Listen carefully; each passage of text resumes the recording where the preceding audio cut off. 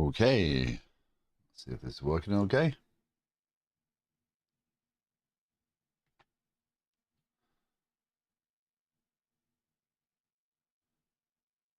Are things working? That doesn't look like it, does it? You changed nothing.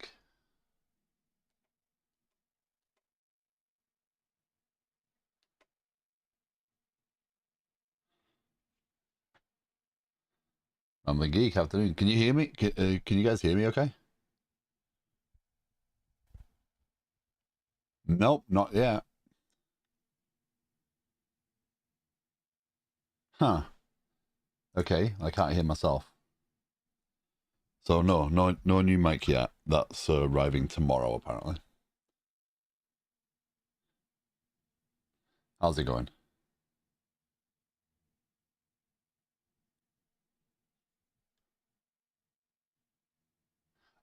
Yeah, I put Restream in there so that it would put YouTube chat in with the Twitch chat.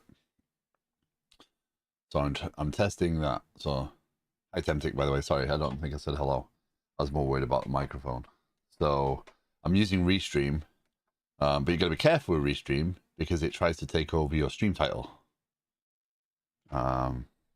So if you enable that, make sure you don't just start streaming, assuming that your stream's going to be fine. What have I got to do here? I'm going to change. Yeah, deal. You got to somehow change the colors on this chat overlay because I'm using the Restream chat overlay as well. But the color is ridiculous, so I can't even make out your name, Rambling Geek. So hopefully I don't change the actual show view account. So I've got the scale right. Background opacity. Is that what I want?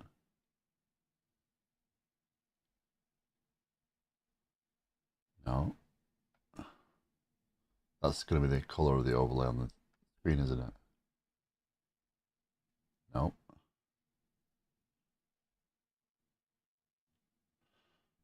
Huh. Oh well. I'll have to deal with it. I might have to glance over for the most part. I would imagine YouTube chat's going to come up as red anyway, so I'll be able to glance over and see Twitch chat. Okay. So apologies for not being very organized this morning. I'm just kind of getting my stuff together. I was tinkering with some new stuff over the weekend. Trying to get some more progress made on the components of the main app. But we are back to water, drink water this morning, as is the schedule. So I figure we'll go at least until this app is doing the basics, and then if anyone's interested in joining in, we'll gauge the future progress of this app off of that. I don't want to develop the entire app on stream. That's never the intention, right? The intention is to make sure it's shared and it is used as a reference. But if I'm building the entire thing, then it doesn't really do anything for anyone else. Okay. So where we were last week. Let's run this and see.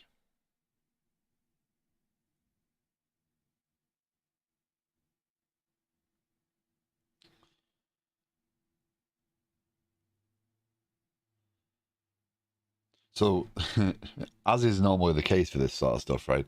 That's because there's a token in there, I think. Yeah, there's a token in there,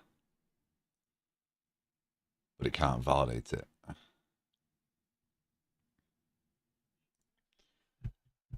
Because it's 401. I wonder if that's fixable.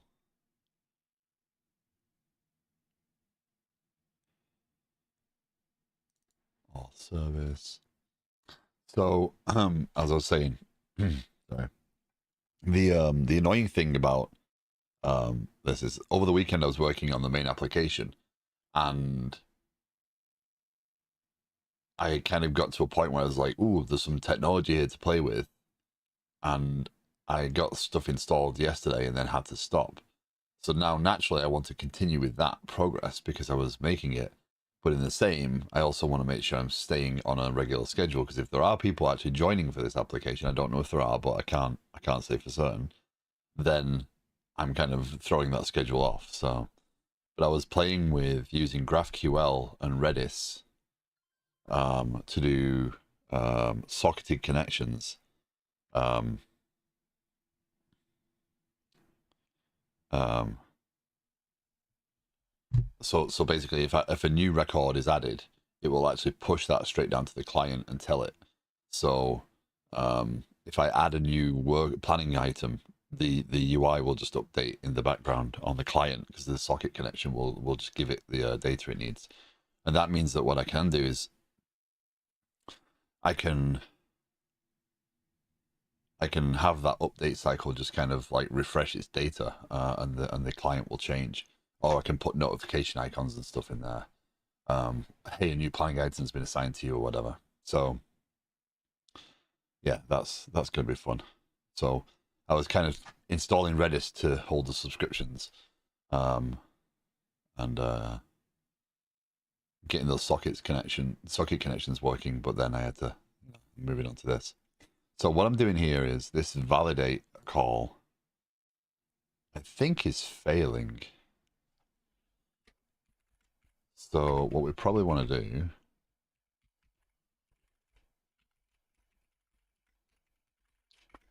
and now the exception that's throwing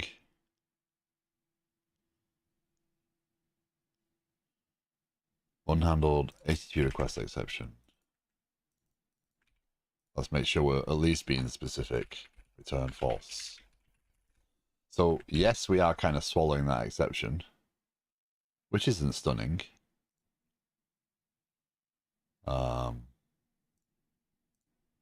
But it's let's see if that at least fixes this problem. And we can probably do discard there.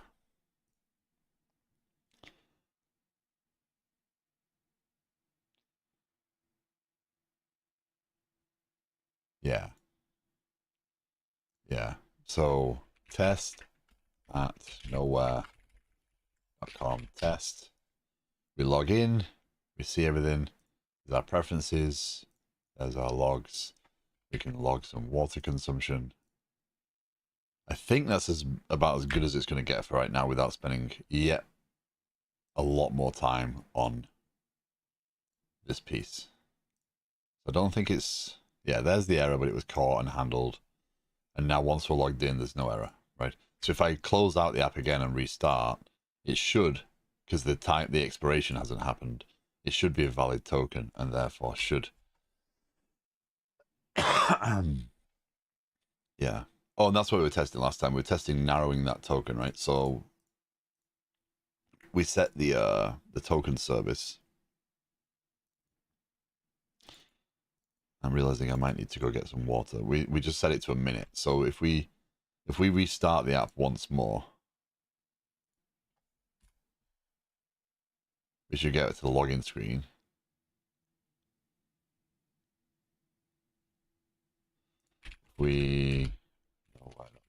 Test.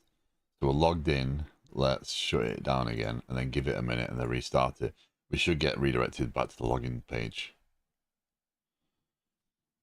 That's what we were testing last time.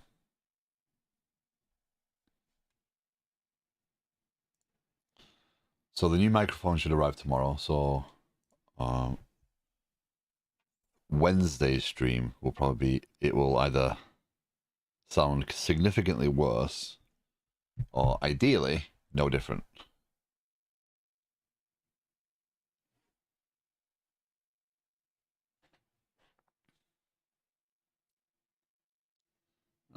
But I want to test because this is an expensive microphone, but let's compare for streaming the difference between a $100 microphone and a $400 microphone in the exact same setup without tweaking any settings. So that will be my test on Wednesday, I think.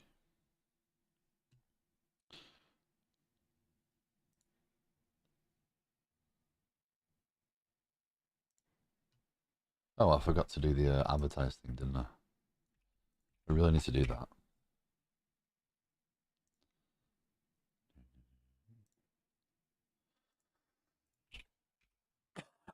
Sorry.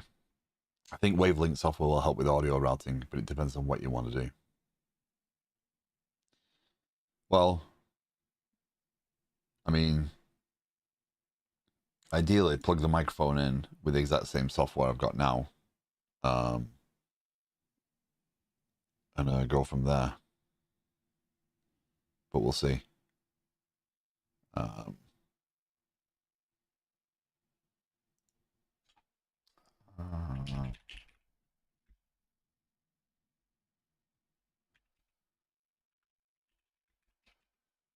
Do you have one of these mics, Rambling Geek? The Wave DX?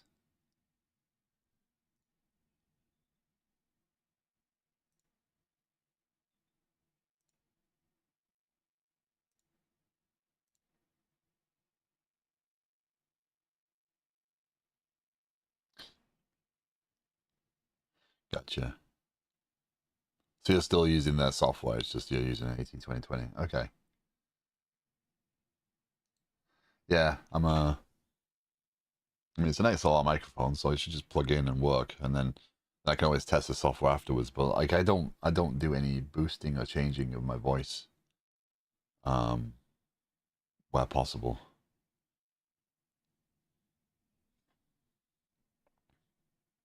I think right now I probably have the most processing I've ever had, because it's like I looked up some settings and stuff, but even then it's not the bass or whatever is on like 1 or 2. It's like just off the. So I'm expecting to plug the mic in and hear no difference, but we'll see. Be interested to know, because the way it is, this one is, if I don't talk straight into it, it really does, it cuts out really quick. But the other one is kind of open. So what will it do? Okay, so we're going to restart this now, and it should take us back to the login page, because the token should have expired. Yeah. So that's because the token is still there, but the token is invalid. So what we need to do is, when we validate, right, we need to do we inject local storage here? Yeah, we do. Okay, so when this is local storage service dot remove items async token. So when we get in there, we need to remove that token.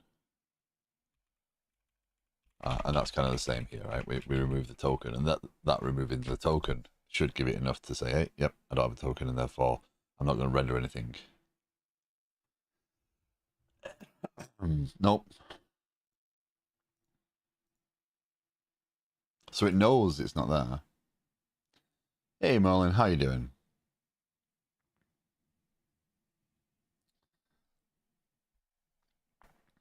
I have to go get some water in a minute. My throat's a lot drier than I thought it was.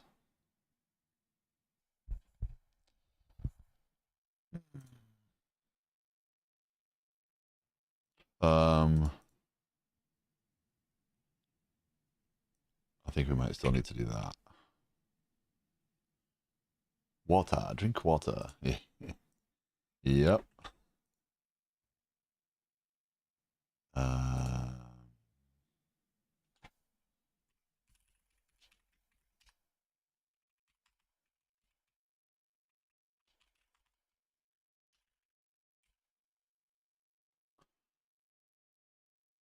What we're trying to do is make sure that it recognizes the tokens, because the state provider is now based off the token, not based off of the not based off of that request. So this request happens when you first log into the app, because it's the first page that requests it. The problem with that would be if we requested a different route. There we go, it does it now.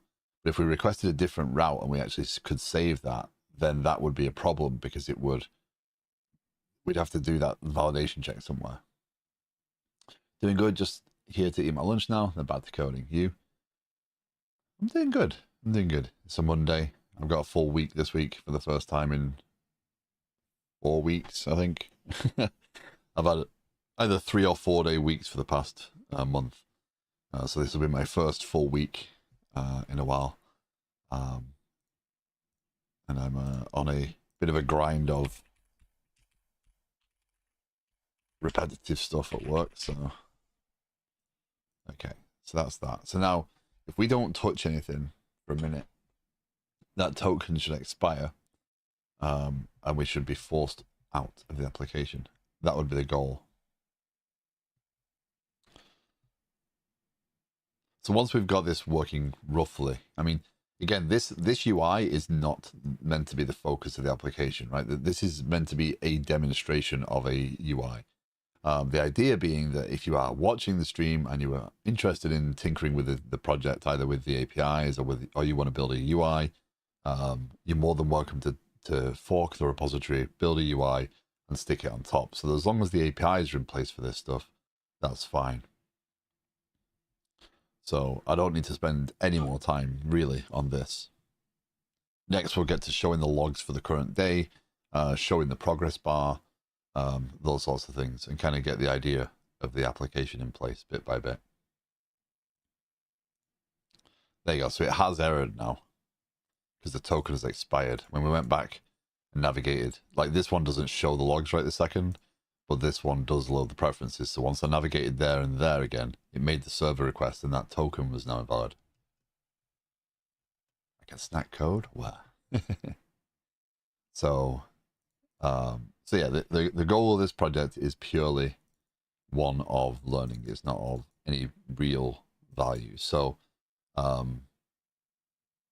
the application is built in a very rough way, deliberately so that we can talk about things like refinements and improvements and architectural changes and all those sorts of things.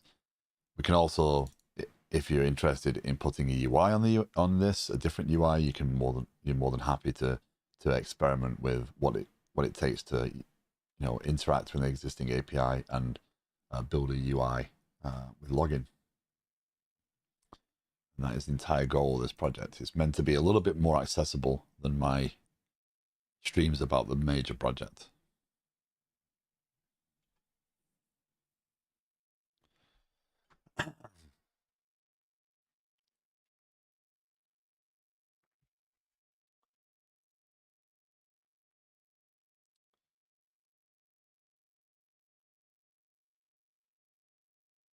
I think Tentic, what we'll do is I'll make a t-shirt for water, drink water, and put it in Teespring.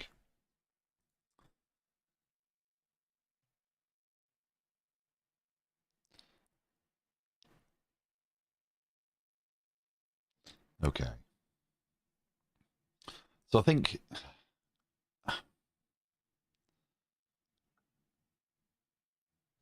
think the problem there is when this service fails to authenticate,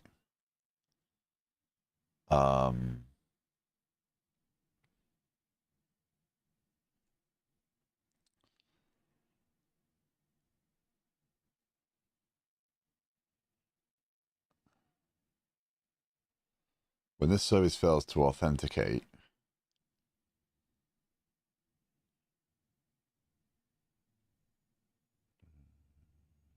yeah, then it just errors, right? So what is the right pattern here to use is the question.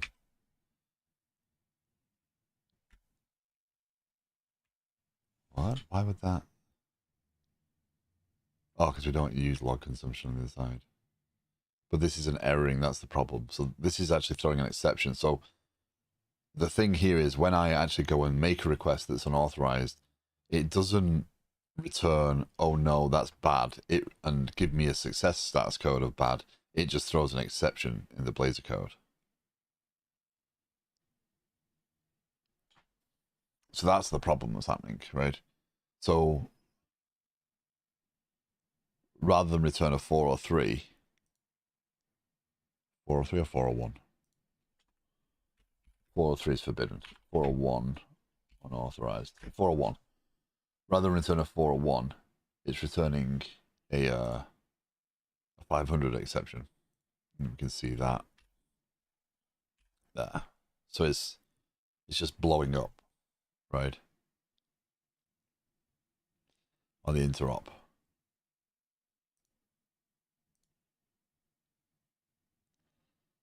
So is that a Blazor problem or is that a... So let's go to... let's, for the sake of learning, go to the application here and edit value, copy that value out, and then we're going to make a request. Basic requests. So we're going to go to preferences and we'll paste that token in there. And then we'll make a request. Error, couldn't connect to server. Really?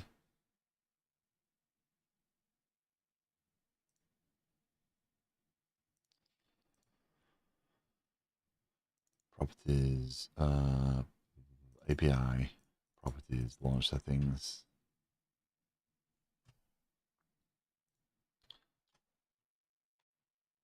Seven two four five 401. Yeah, I changed it because it got stuck. I remember that now. So the API genuinely does give back a 401, but the way that Blazor is interacting with it, it throws an exception. So that's a Blazor issue, not an API issue, is what I was trying to determine there. So I'm not going to worry about that. I'm going to move on from it because, again, only I'm going to be using the Blazor app as I move forward.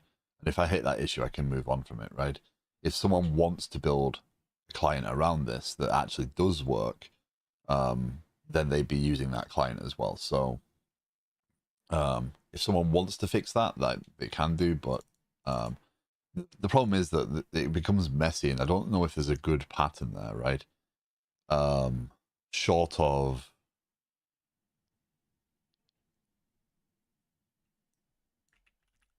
providing some sort of, hey, because as we add more methods, right, this user service isn't going to be the only one, right?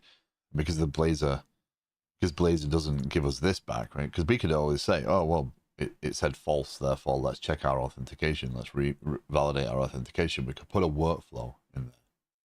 Fish sticks are gone. That is a sad time. How about the coding? And there we go. It's like a roller coaster.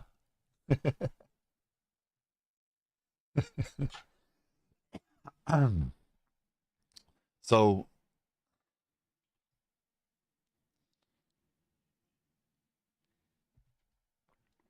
oh yeah, I forgot. The doggies were quiet. That's not actually a good sign.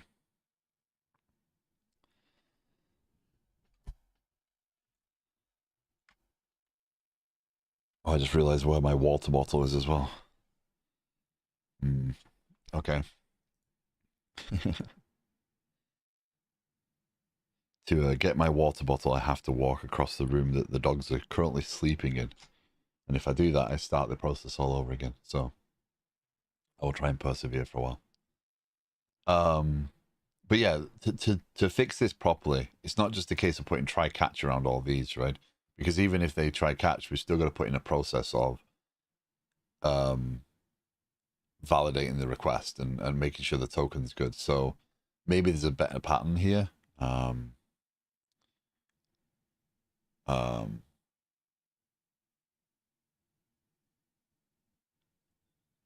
Maybe some sort of wrapper that will deal with, hey, it's not actually logged in, and it invokes the call, and if it fails, it will catch that. But I don't think. Let's try. Let's do it this way. So if we go to get preferences and I put a try, oh well, now I've kind of broken it as well. So, but if I do Catch HTTP request exception. Right.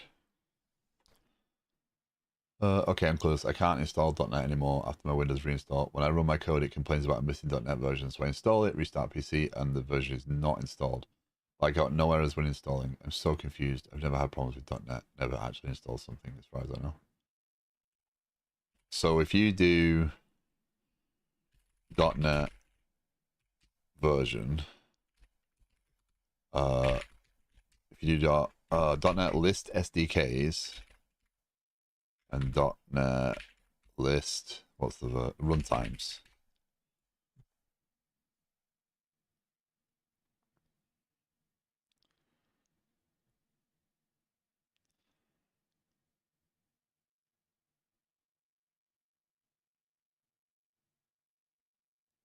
So you're doing that, and you're not getting the actual version.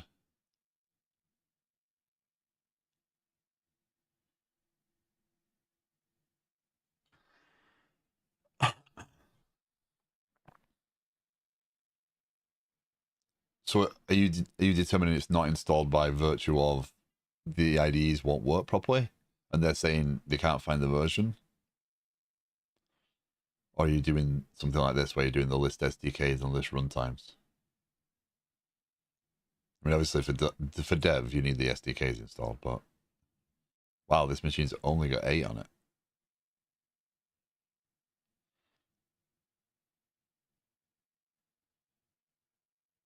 802 and 80201. But installed .NET 6.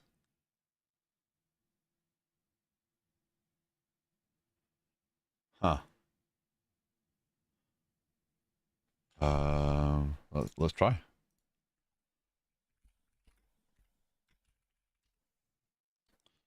Let's see if it's a U problem. .NET 6 SDK 64 Windows. Yeah, we'll keep it. It could be harmful to your computer. Really, Microsoft, your own site doesn't actually. I don't think this needs a restart. if it does, we'll skip that part.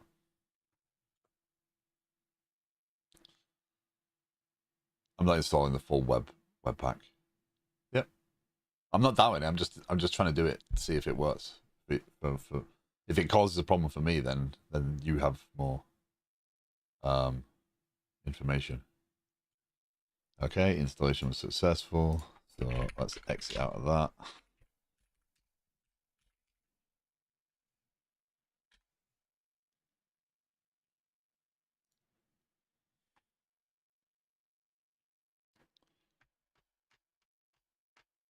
I gotta fix this. My terminals bought .NET version, .NET list SDKs. Yeah, there's 6. .NET list runtimes. 678, 678, 678.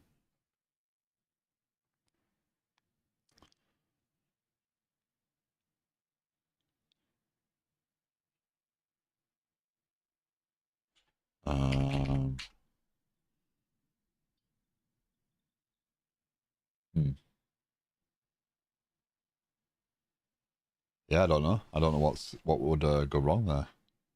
If the installer finishes, there's nothing in the installer that's failed. There might be some logs from the installer. You could probably check to see if it's got an issue.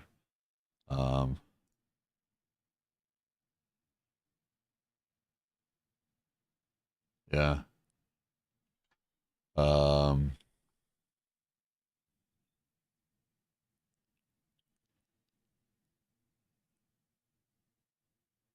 So it doesn't list. It doesn't list it.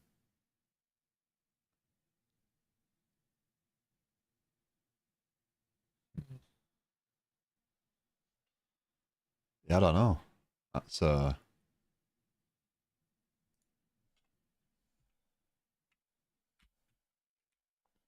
okay. Debug.break. Debugger.break.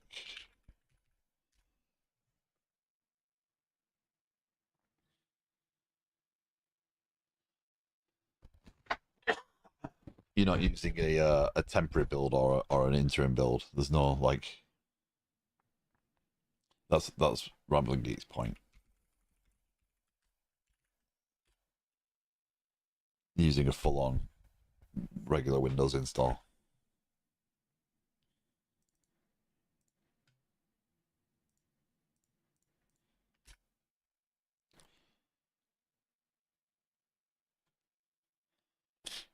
Okay, so this will go back to the home page and log in.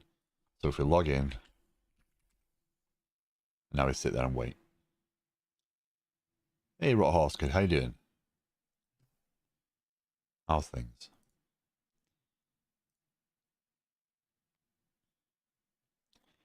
I am tinkering with auth tokens right this second on our Stream app. This project is aimed at being viewer friendly. All the code is available, all the code is shared, and I stream everything I do on it, so anyone can pick it up and tinker with it or add things or do bug fixes. Well, we're waiting for that. .NET 6 installer finishes, but isn't. You're doing the SDK. .NET 6 SDK installer. Not being recognized after install.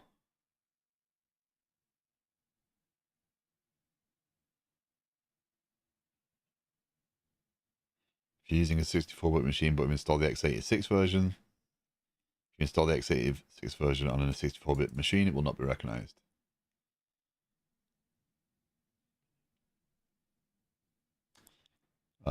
Or there's a global JSON file in the current folder or a parent that is fixing the .NET version.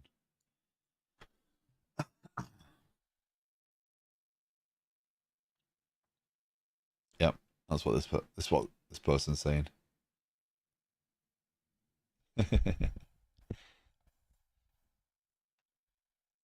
I suppose the benefit of or the side effect of us all bouncing around inside of a lot of the same streams is well, it says not to try that. It says it says the risk is you've installed x86 when you should have installed x64, or you've got a global JSON in the directory where you're doing the .NET version from, and that'll override what it's showing in that list.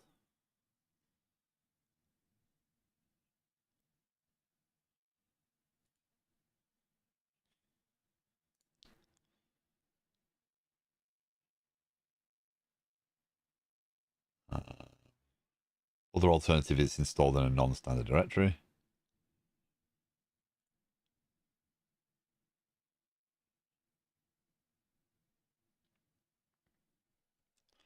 So, yeah. Okay, so we should be able to go back here. He says, not knowing where here is. Navigate here now. We should hit our break point. Yeah. So our exception.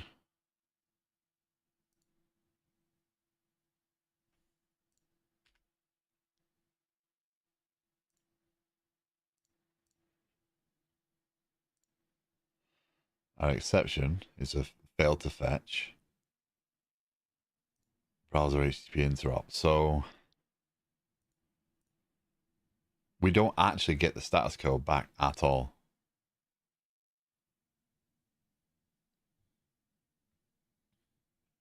So my point there is we have nothing to tell us that that is an authentication exception versus a server is balked exception. So we'd have to make the assumption that it's a 401 there.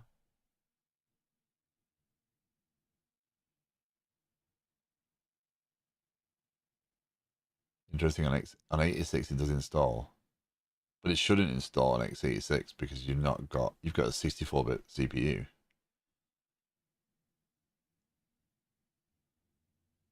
That's not.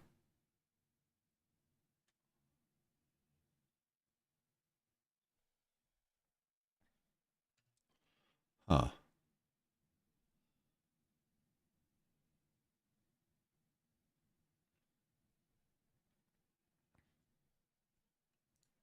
So, okay. So there's no good. I'm gonna say there's no really good pattern right now that because I don't get any information out of it. So what I'm gonna do is I'm just gonna leave this in place. I need to set the token service back to a um, reasonable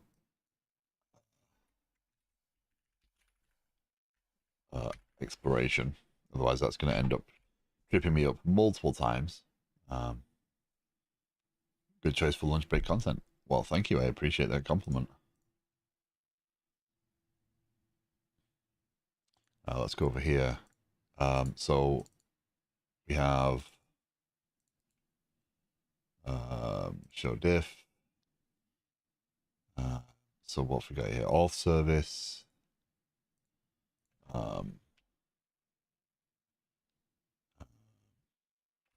Token changes. Auth service will invalidate the token when it occurs. So if we were using a normal client library, we'd get a 401 there. But using Blazor, which I am quickly becoming not a fan of. I mean, I've never been a big fan of Blazor, but I'm becoming less of a fan of it. But Blazor WebAssembly throws a weird exception, given an invalid token. Yet we validated that if we just have the token and call the API, we're doing the right thing on the API. So this isn't some sort of side effect of the janky custom auth integration that we've got going on, right?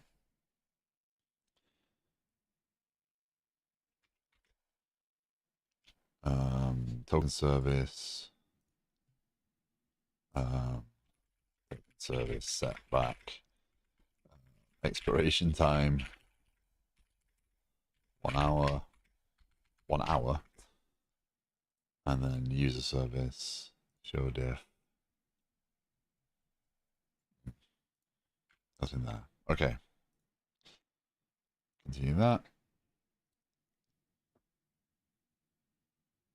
How are you interacting with SQLite TBD?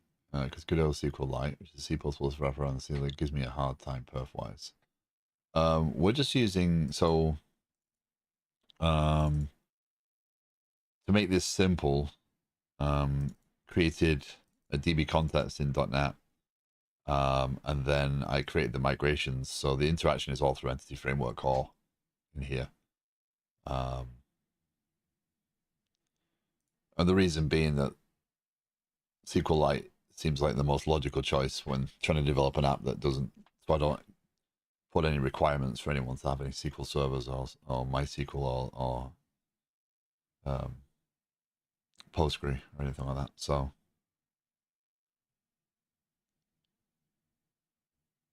hard time perf-wise though. I don't think I've ever tested SQL. I mean, honestly, I don't often use SQLite. This is one of the rare times I've actually picked it up. Normally, I just install a SQL Server DB because any app I'm writing is going to use a SQL Server.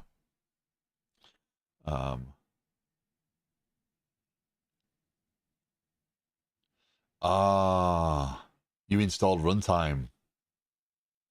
No, you need SDK because you need all the libraries for building. If you're on a development machine, you install the SDK. The runtime is kind of apart from that, but it's if you're deploying an application, that client machine only needs the runtime. It doesn't need the SDK. But yeah, you should always install the SDK.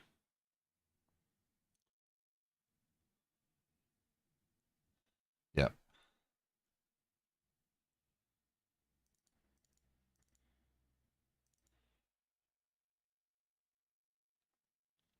Yeah. So perfwise right horse. I don't know if this is really going to test that driver very much. I don't know what sort of performance. I mean, I would imagine in a game you're putting it through a little bit more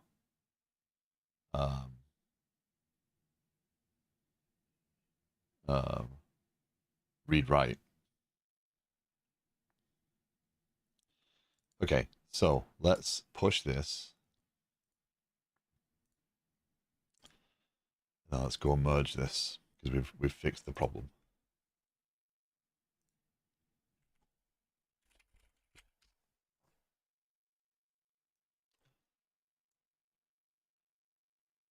So one day I'll get used to actually how to use a mouse and click on things. I lost a keyboard yesterday, so if you hear my keyboard today, I do apologize. So I have I had a Logitech like membrane keyboard, which I actually like kind of typing on for coding. Um, and a friend had bought it me a couple of years ago, and on Saturday I think it was, I came back to my desk and the light was off. I was like, okay, so I unplugged it, plugged it back in, didn't work, swapped out the keyboards, and I thought I'd give it another try, and I got all most of yesterday on it, and then all of a sudden Windows was like, nope, USB device stopped working, and all the lights went off again, and it wouldn't, even if I plugged it back in, it wouldn't work. So I'm on a cheaper mechanical keyboard right now. So yeah, I realized a bunch of data into engine objects at points, and I might need a busy handler. Yeah, yeah, you probably do need to.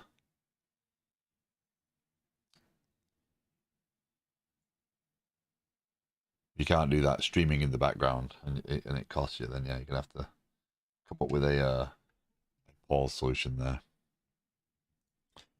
Okay,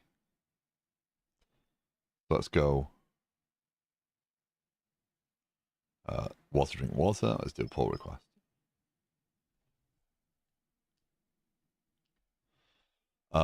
So the way this works is when I'm doing this, obviously I'm doing a PR. I'm not going to assign reviewers because there's no one to review it, right?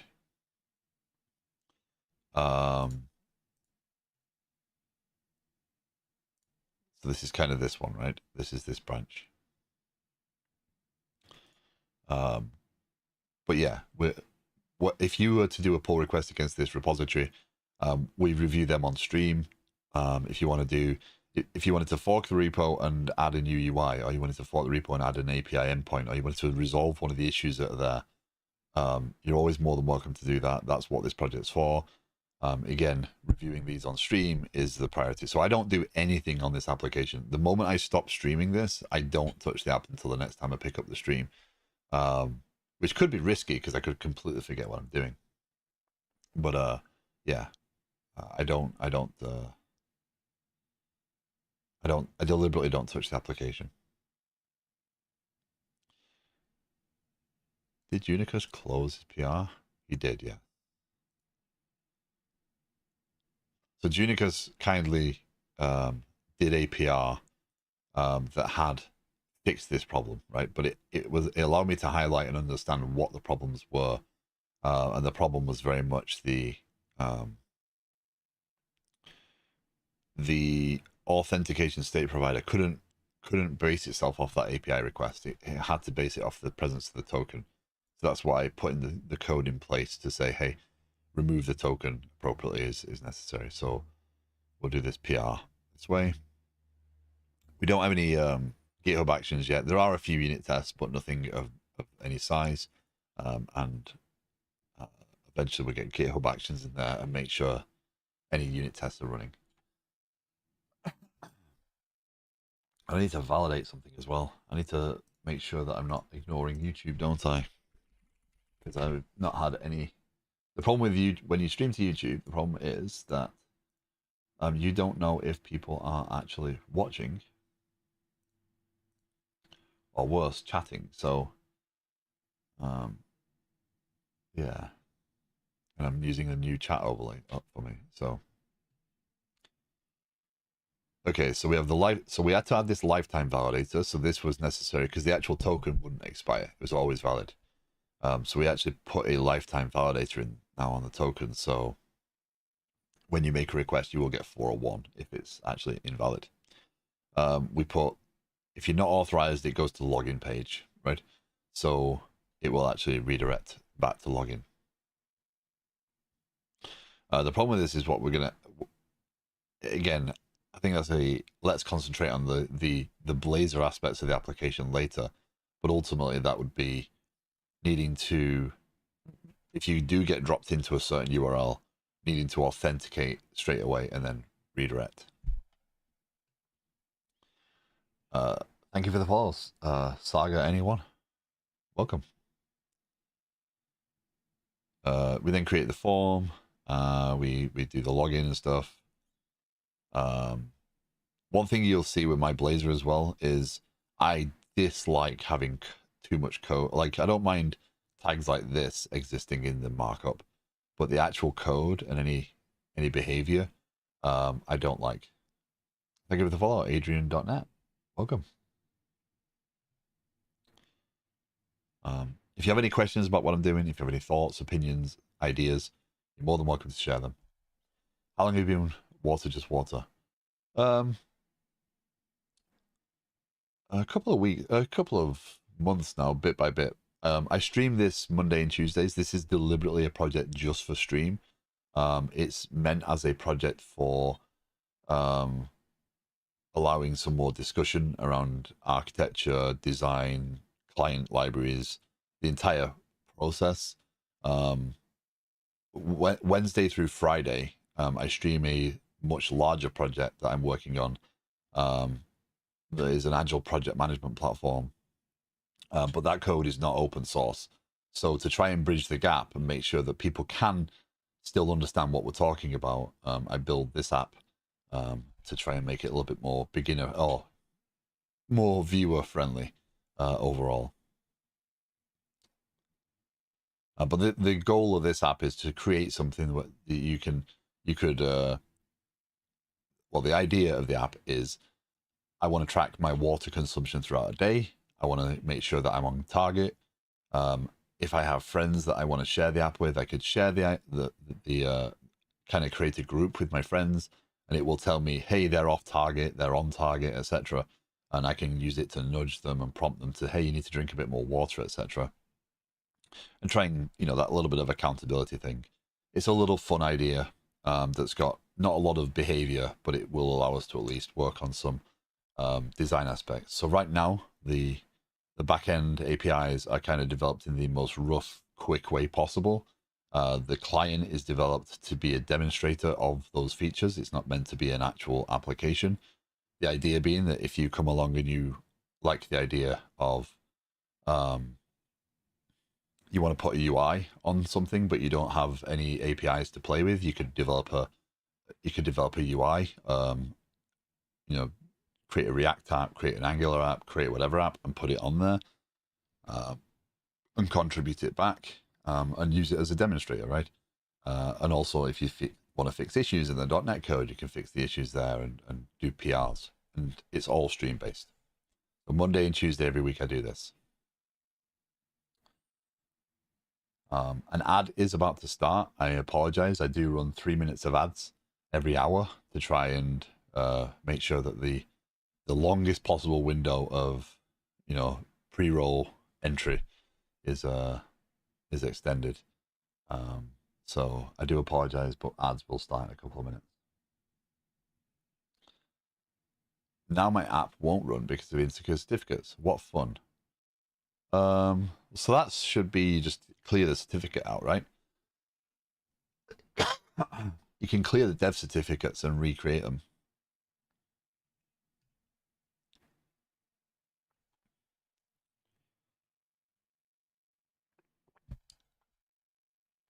And when the ads run out, I think I'll take that time to go and take a quick break and get some water. But yeah, if you have any questions, any thoughts, opinions, this stream is not one of, hey, watch me code. Hey, look, I know that this is the right way. Follow what I do. This is very much a stream of, I want to learn as much as you do, right? I want to learn how to improve. I want to learn new technologies. I want to learn things that I'm missing. Right? I've done this for a while. right? I've been a developer for a while, but it doesn't mean I know everything, because that's impossible. So, you know, if you've done something, if you've experienced something, you can share that experience in this chat, and uh, you know, be able to kind of contribute, and that's the entire goal. Okay, so our landing page has login. We have our auth service. So we broke out auth from the user service. Originally, they were two joined. Never mind, me dumb. I was getting the signal line instead of my page. You didn't. You could have got away and never told anyone that. Now we're all judging you.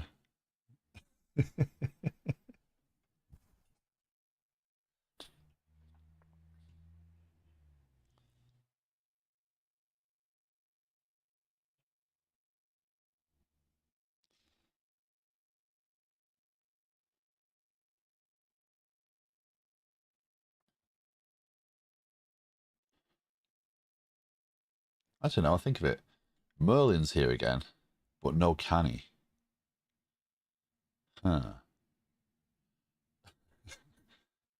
I'm thinking of who's in the chat. I'm like, hold on, Canny's been here before, but not today. And then every time Merlin's now here, Canny's not here. Do you have replaced Canny?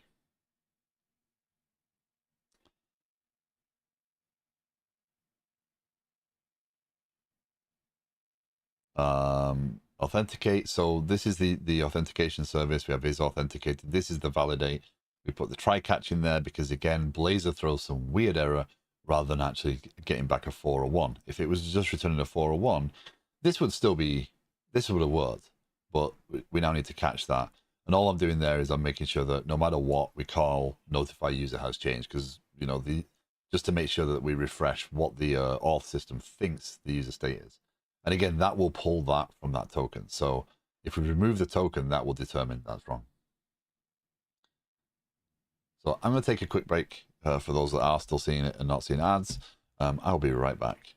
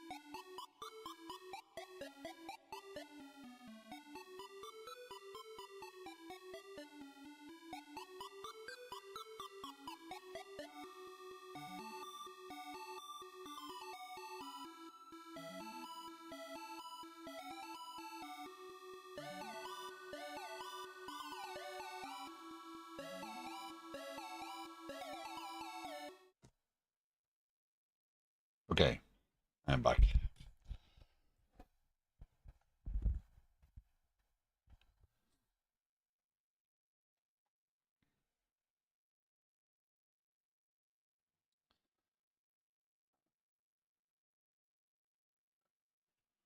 Ad should be almost over. Okay, authorization, time zone model. There we go. Authentication. Okay, so we should have timed that right. Everyone should be back. So let's get this merged. Again, because I'm doing it, and I do not want to hold the stream up. I don't want to say, hey, who's going to review this, right? I'm going to merge that pull request. If you do choose to fork this repository and you do want to do a PR, etc., pardon me, you are more than welcome. And again, all the PRs will be reviewed on stream. So that's the process. So let's go back to development, check out development, then update. That's all those pieces back, and then let's delete that branch. I don't like having branches lying around. Always fun when you write a bit of code, don't expect it to work, and it does. And you spend the next 10 minutes thinking, why did it work? What went wrong? Oh no.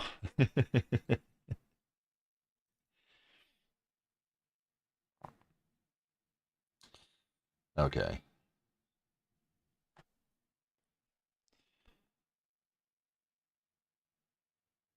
That's where unit tests help.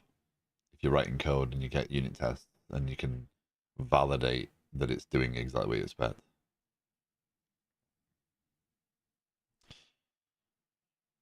Maybe idea to label issues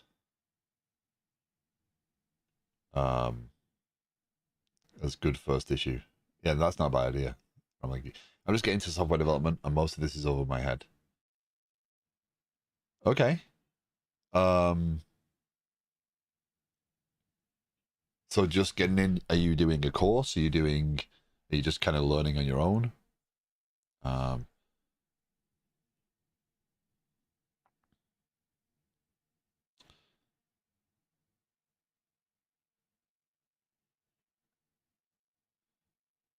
yeah, because the goal of this project is very much about learning. I'm learning on my own, although I'll be starting university in the fall. Nice, nice. Yeah. Um, the goal of these streams is very much to be more beginner friendly. More, I suppose it's not beginner friendly because again, I've been doing this for a while, right? So it's very hard for me to necessarily just go back to, hey, here's the beginning basics of C sharp. C sharp Fritz in the cards does have a course of content um, about some of the components of C sharp, etc., um, which is organized in kind of a funny way, but okay. Um, I've made some very, very simple projects and such. Okay, gotcha. Well, again, you know, um, I'm more than willing on these streams. I am more than willing to step back and look more at the basics, and to step back and look at components. So don't feel you can't ask a question about what I'm doing, why I'm doing it. Um, Especially as you are learning C sharp and you've done some stuff. Um, you might be like, why you do it that way, or how does this function? These streams are the ones where that's perfectly okay for me to divert on. Um, I'm currently struggling my way through making an application that will allow you to make something like a maze with walls, a start point and end point, and the app will show how different pathfinding algorithms work to find a path. Okay. You're building that in as a console app, as a web app.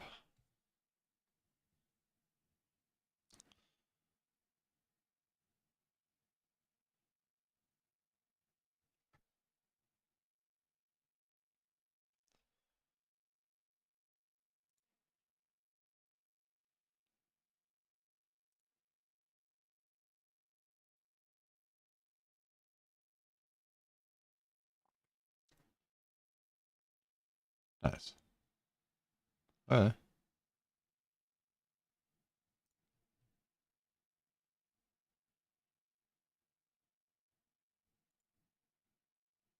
I think we already did this, right?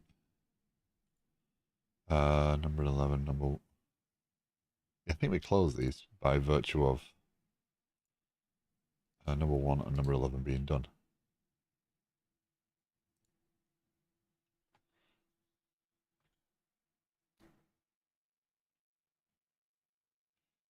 That's a very solid approach.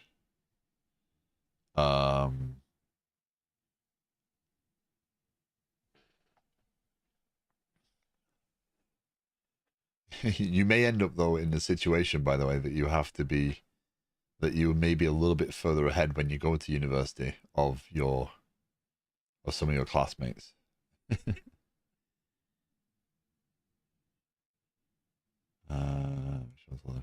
Versions. Yeah, so we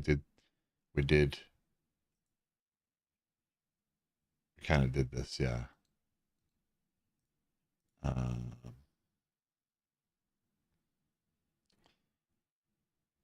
think that's already handled. This would be a way to initialize a component from the preferences stored in the DB using the get endpoint for preferences. Yeah, this already works. So I'm going to close this issue out. This is now handled.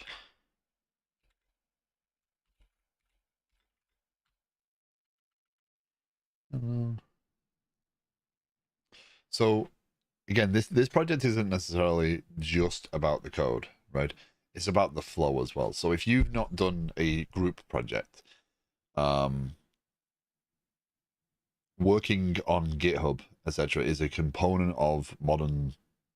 GitHub is a more common repository, but others do exist. But that workflow of here, I want to make a change. What does that look like? How do I fork a repository? How do I make a change? How do I commit that change? And how do I make that PR and go through that process? So there's a lot of different aspects of this project that are aimed at being beginner friendly, right? So if you want to make your first PR, etc., you can do something simple against this application, make a PR, we can review it. It doesn't have to be a massive contribution. So that's the goal of this project as a whole, is not necessarily just about the code. But again, I'm always happy to stop and talk about code. So if there's questions, as long as I'm not doing someone else's work for them, I have no issue with answering questions about design, about code. And if I don't know it, I'll say I don't know it, and I'll look it up and learn in real time, if I can. But it sounds like you're going about the app, the application properly, getting that logic figured out.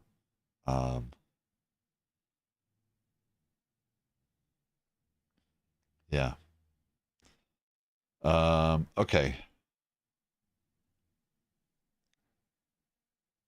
Yeah, that is something I need to work on. I haven't done any group projects, so I only know the basics for GitHub, just pushing commits and pulling the repo.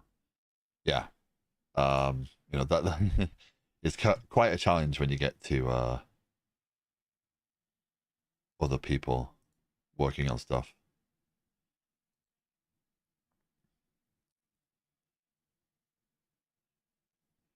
But yeah, this repo is fully available. Everyone's more than welcome to check it out and have a look.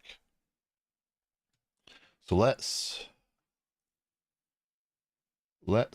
we do have. Let's talk about what we do next. We have a project page. Water, drink water. As a user, I should be able to create a friends group. I think that's a bit more. That's a bit down the way.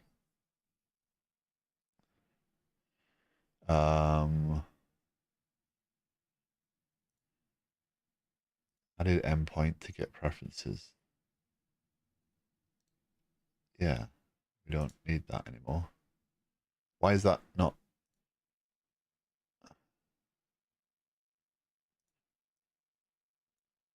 That's done.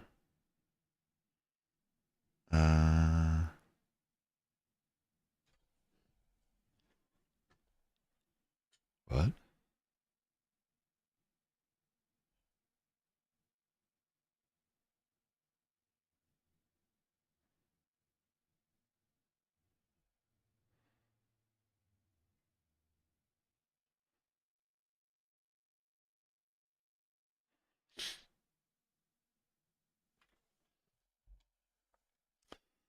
Morning. You were an hour early. Yes. Yeah, I was talking about that yesterday, and it all of a sudden dawned on me that I was actually the opposite direction. I thought it was a further distance. It's actually yeah. Yep. We are now 4 hours apart for the next 3 weeks, not 6 hours. Okay, so but Rambling Geek, I kind of like your idea. I need to kind of figure that out. DVD friends. I dislike how the project board and the repository are not necessarily linked. Like you navigate into the project board and you're away from the repository. But it's, projects there. But that's because many repositories can make up a single project. So I kind of get why, but yeah.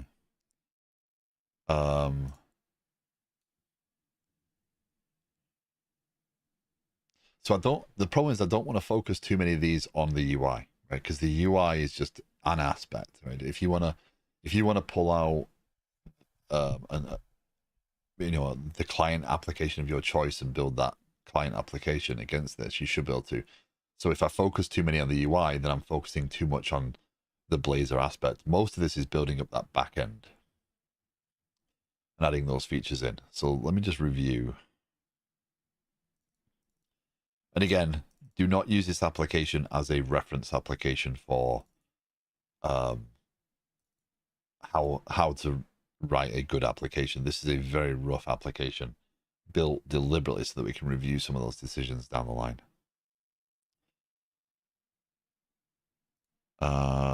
So we have get registration, we got time zones, we got validate, we got login. We should create more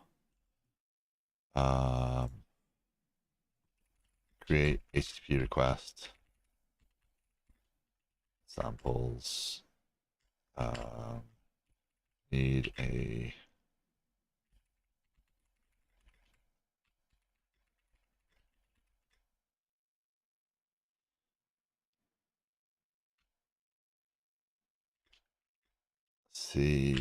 create test account. So right now the only way of actually creating an account is to create test account.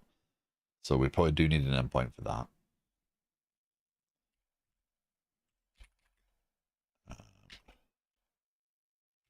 Having all the endpoints represented of HTTP requests, test and demonstrate the requests without having UI hooked up. Anybody implementing client can then use these.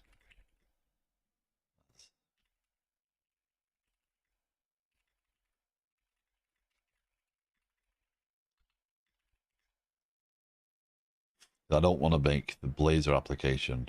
So again, that isn't necessarily beginner friendly. What is that? Oh, we do have good first issue, so we'll talk about that. This is a bit both of documentation,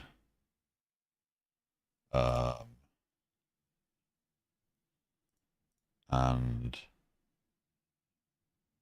API.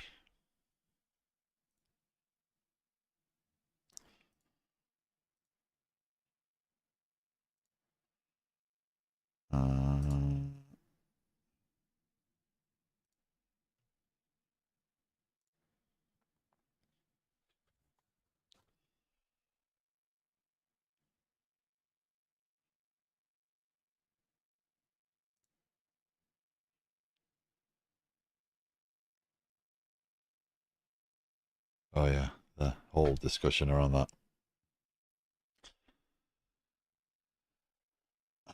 So one of the challenges we got into with the whole preferences thing was your time zone, right? So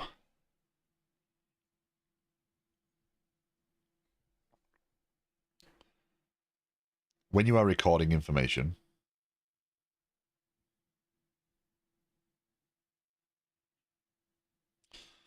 Obviously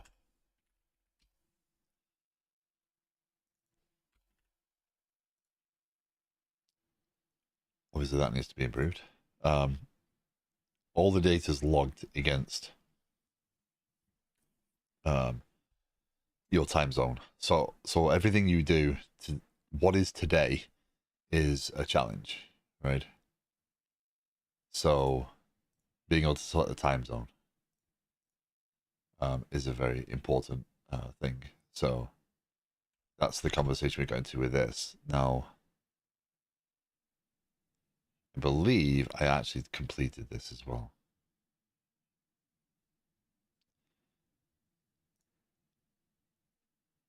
Yeah, I just didn't close this ticket out.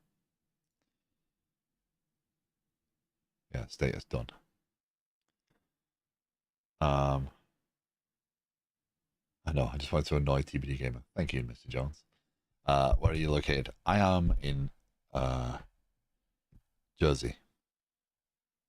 My accent doesn't give that away very easily, but yeah, I'm on the East Coast.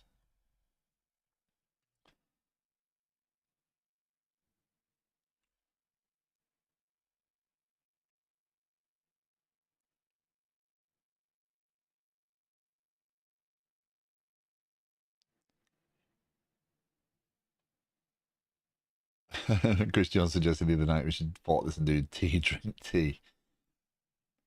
Have fun. Do it.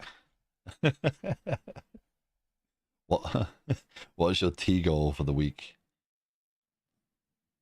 That's the purpose, right? Have fun. Do it. Actually, Settlix would probably enjoy that as well because he's become a big tea drinker on the stream. And being that this project is actually based, the phrase of this project, water, drink water, is actually based upon the way his bot reminds him to drink water. That would be kind of cyclical to give him a repository that was tea, drink tea. Okay, so this one is closed. We don't want to do this. But it's the idea is there still. I wasn't sure who the location question was for. 99 cups. Yeah, but you could fork it and make it cup based instead of fluid ounces.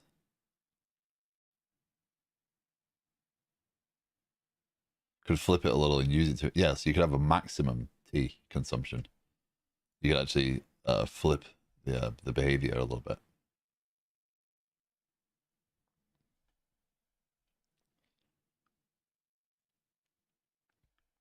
Green cup is water, by the way. Blue cup is coffee. So, again, I couldn't get the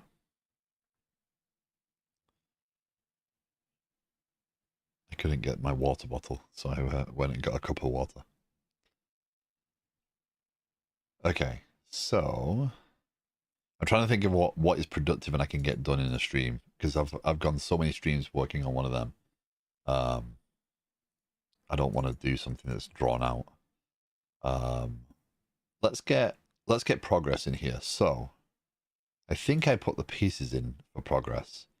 And again, a lot of this is actually really poorly combined, and it's kind of deliberate that there's not much thought gone into the service side of things, because ultimately what we'll do is we'll use this to review how might you design the application a little more cleanly and start to kind of pull out some of those single responsibilities, those queries from those commands, etc. And we'll build that out later on. So again, that's the purpose. The stream complements the repository. All the streams, by the way, do go to YouTube. So if you want to catch up on anything, they're always there. And should be correctly organized under the playlist. So,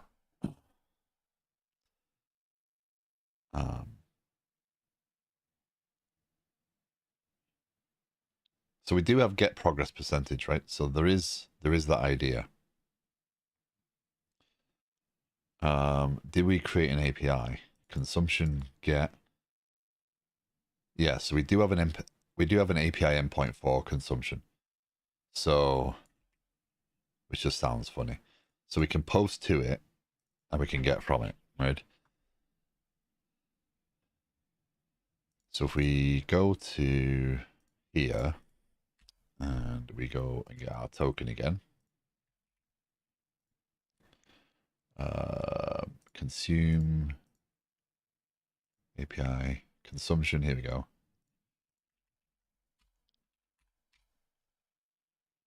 We can go there. We'll say we've got error couldn't connect to server because I replaced everything. 65. So we've got 65% of our daily intake. Yeah. Yeah, there is a full playlist. If you're interested in catching up with everything. Some of those streams have been kind of long, especially over the authentication stuff the last couple of streams. But there is a lot of stuff up there already.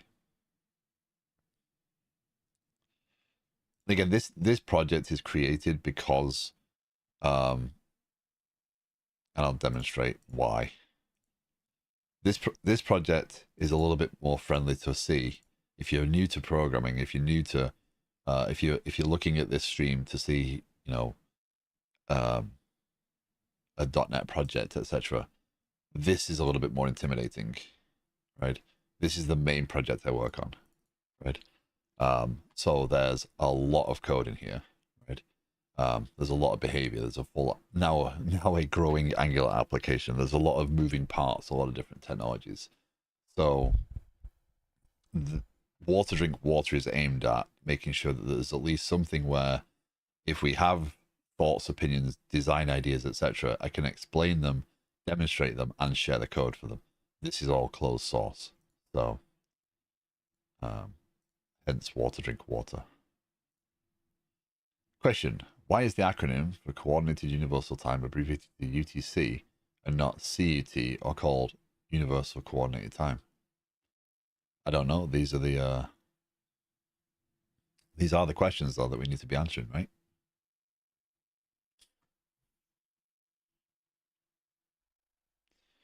I mean, I'm sure you could go and have a look at when they agreed to what UTC was and where UTC was based. I'm sure there's a great deal of content on that.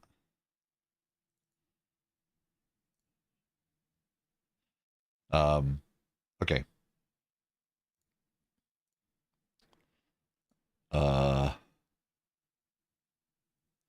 So let's go do something a little bit more light in here. Let's put a progress bar in here.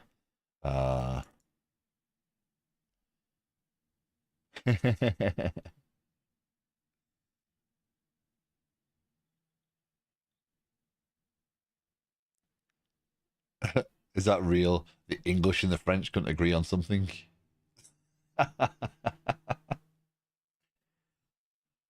Surprise.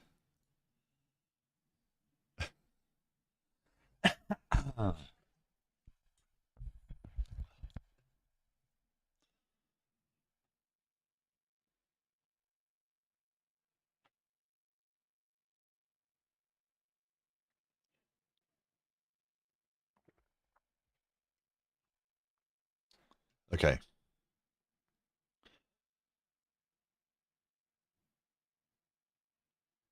So what I want to do is, let's run this up again.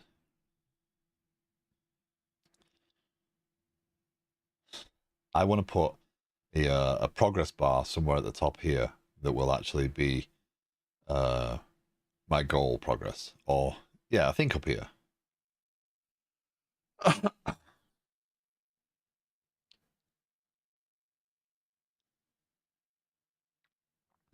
Saga is correct. Nice.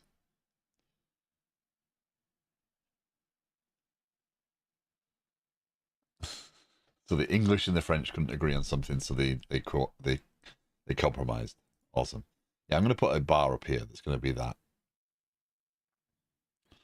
And then we're going to have to refresh it. That's going to be the challenge. So again, I don't want to make this about the Blazor challenge, right? Because I I dislike this at this point, but one of the big challenges is making sure that the API stays the API and not specific for this UI. So we're not doing as is now common. Like I think I was talking to you guys, back end for front end, right? I'm not developing an API specifically for this front end. I'm trying to make a general API, which means I'm going to have to make some compromises on this side to avoid that. But ultimately, what I want to do is I want to put that consumption call, which is a percentage that it returns, into that. Also, one other thing we need to do.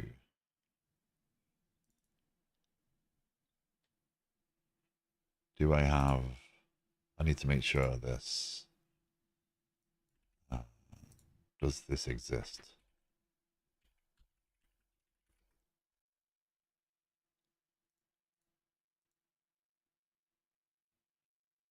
Right. Yeah. That needs to... This is... that. It might seem simple, but that is... that's actually not...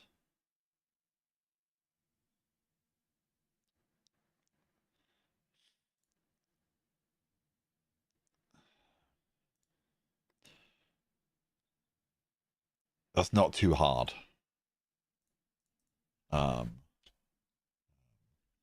Swagger documentation. Swagger docs not.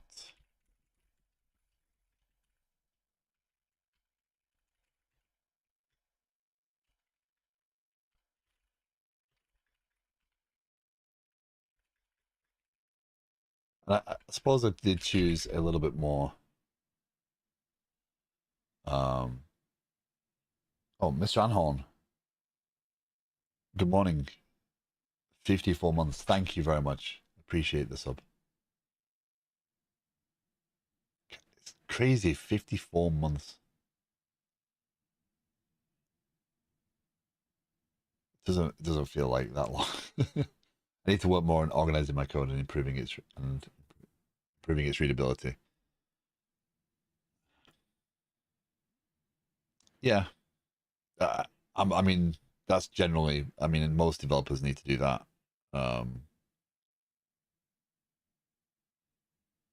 Normally what happens is when you're developing something in a unstructured manner, you're developing it very much randomly. Like, oh, I need to implement this feature, and you're focused on this. Now you go, oh, I need to go and change this. I need to go fix this. Your code will become naturally unreadable, or it'll become a little bit more chaotic. That's why just setting patterns and stuff over time, those things will evolve. And not being afraid to change it when it is inconsistent or it is incorrect. Making sure you're renaming things. If you see them and go, what does that do? That's your big marker of those things. So,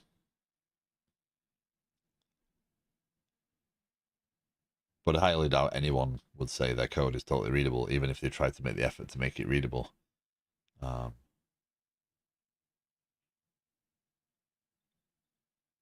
We actually got in this conversation a little bit the other day about documentation, and well, over several different conversations I've had over the last week on documentation and comments and things like that. The documentation and the endpoints to...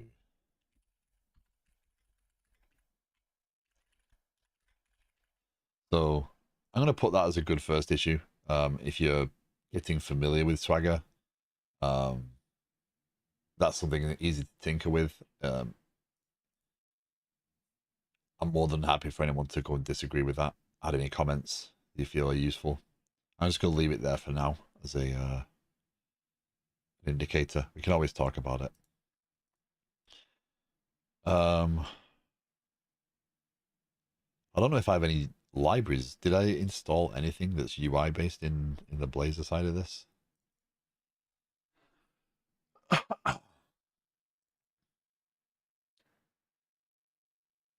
No, I did not.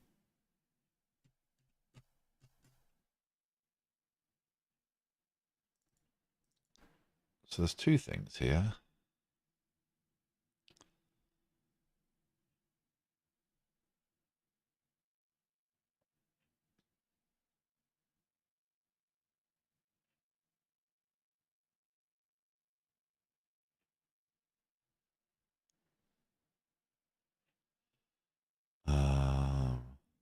we have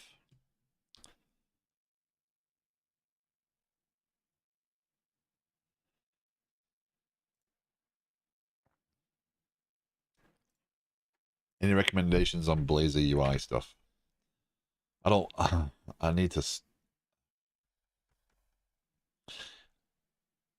I've developed the feature. Developing the UI component aligns with the feature, so I want to finish that, and then I can add more features in the backend. I don't want to add a load of. I don't want to add a load of backend features, and then basically prompt people to do the UI piece because I don't want people to necessarily use Blazor if they don't want to. I don't know anything about Blazor. I'm not the.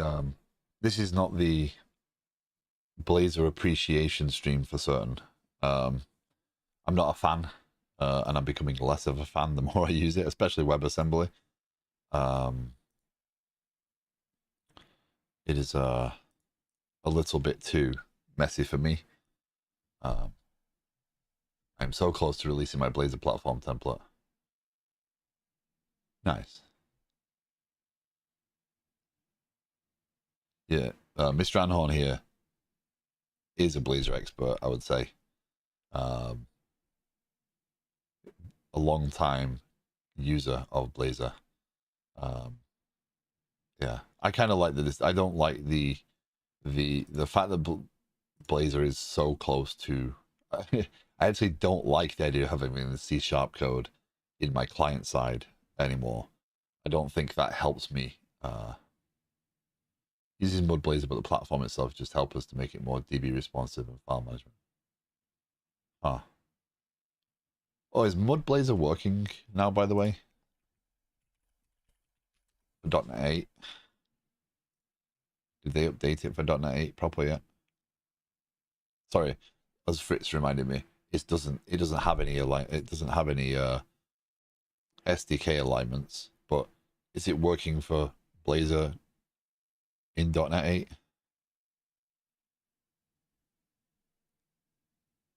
Because they haven't updated the docs.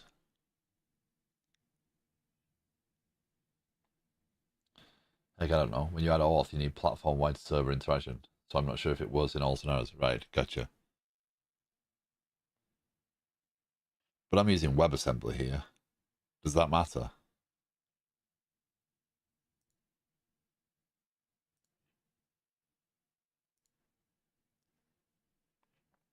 Oh, there's another one, right? There's Blazor Fluent UI.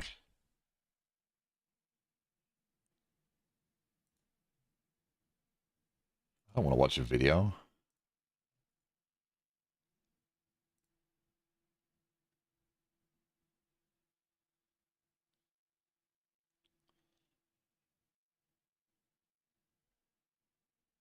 I don't think so. My side project used WASM for the static sites, and I use Mud with that. Okay.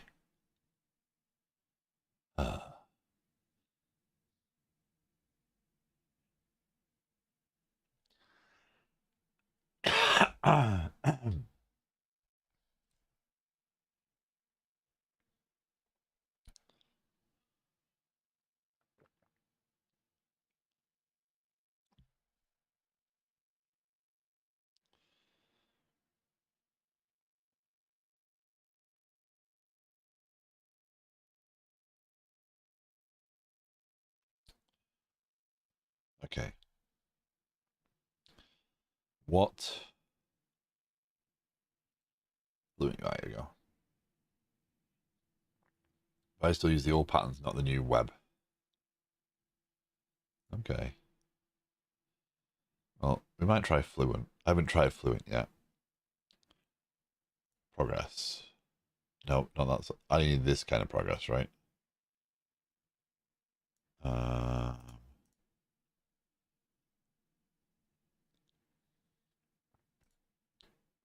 oh, this kind. We'll use this kind. We'll put a big.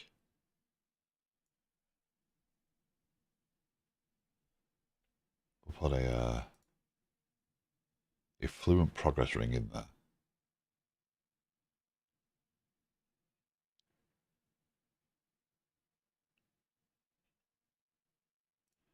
Okay, let's do this. Let's use. I think Blazor use too much server interaction scenarios, so they have some heavy work under the hood to use auto interactions. Gotcha.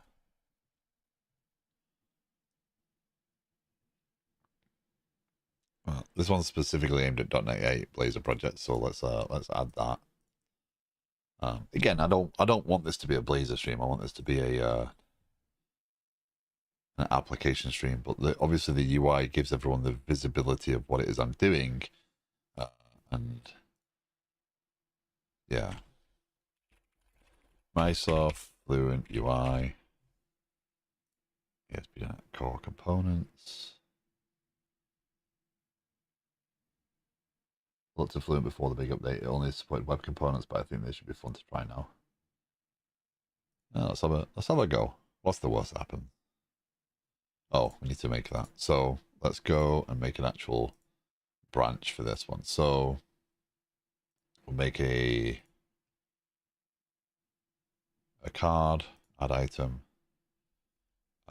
display daily progress. Okay. Display progress, edit.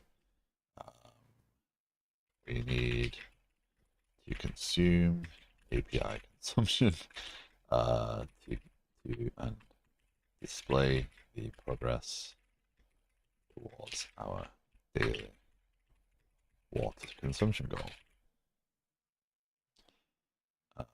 Convert to issue, update comment, convert to issue, water drink water, and progress, assign myself. Okay, that's number 22. So we're going to branch feature 22.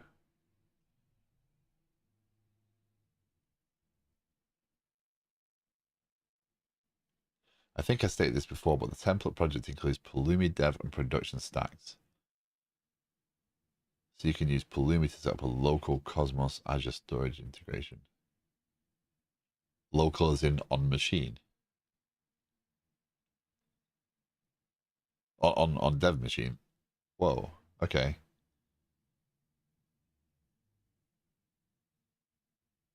Ooh. That's interesting.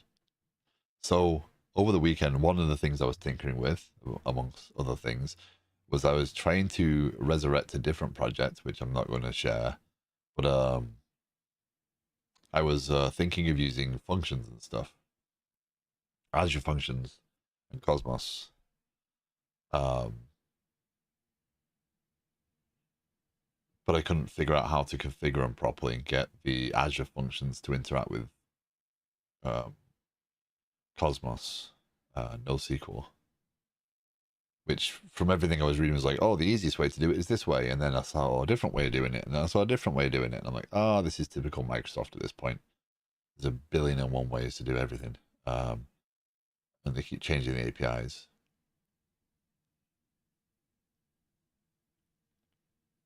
But yeah, I was trying to tinker with that. So the idea of having the ability to have a local, have that Pulumi run and create local stuff is very tempting. There's so many ways to something based on the version of the SDK, like functions on V12. I think, yeah, it's just confusing, and there's just a lot of moving parts that, yeah, it's kind of why I think that's why as developers we kind of end up, oh well, I know the way I do it. I'm just going to do the same thing again because it worked last time. Because if you come around and try and do something new, and that technology's evolved a couple of phases, just, you know, even big corporations are so bad at documentation as well. Like there's got to be a way at this point of indicating outdated information, right? A really good, clean way of indicating outdated information, right? Either we tag, like, there's got to be some like tags we can put in a page or something to say, hey, this version, this documentation is valid for these versions, but the moment it's not, the page will indicate this is outdated information. You know, if you go to some sites, right, where you see, oh, if you navigate into the documentation of Laravel, actually, right? So if I go to Laravel documentation, right,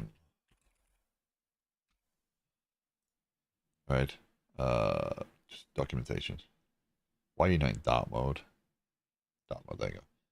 So if you navigate into an older version, every page displays this, right? So if you land in the documentation, you are instantly told there's a better version to use, and the docs will change drastically, and they do change drastically. It's like they overhaul the documentation every release. So you can actually go through these, and they look very different version to version.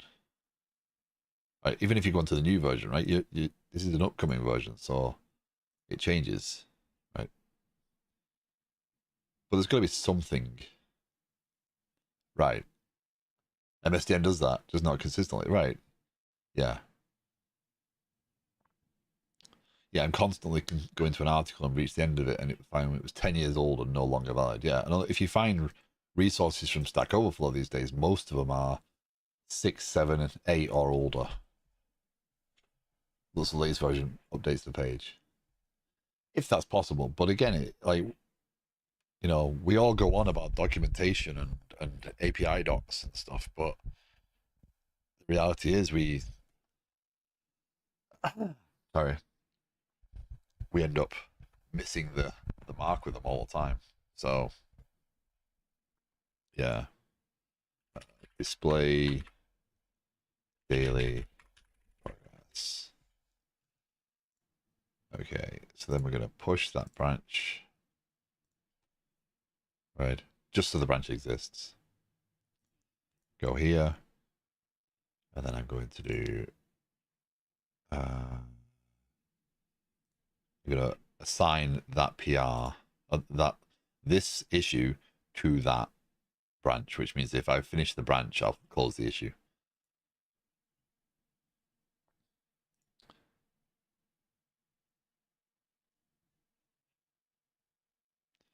But yeah, you look at documentation and it's all over the place, and it's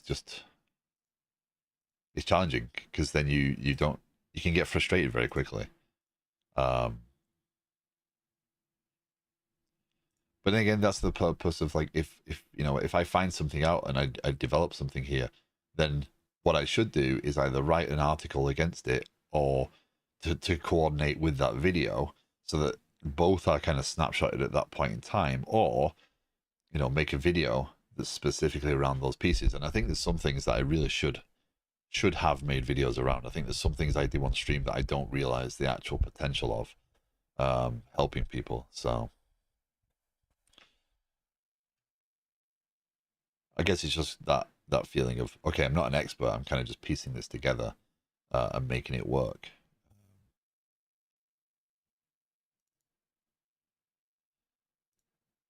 Okay, so we go over here.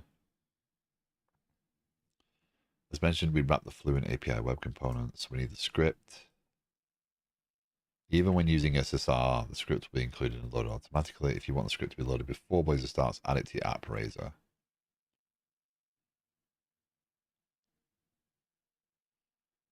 Does registering the services register that script, or do I have to?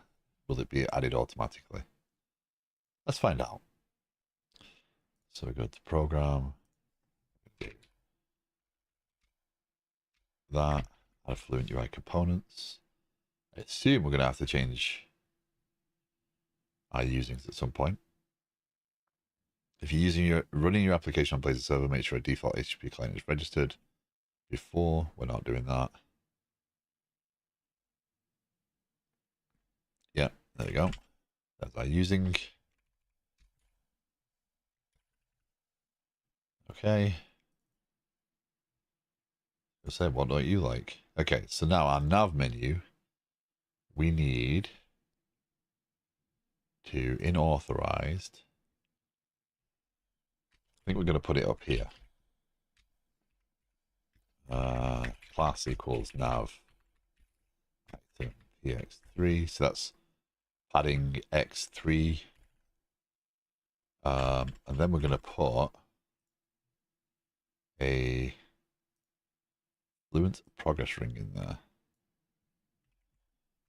So let's do fluent stack.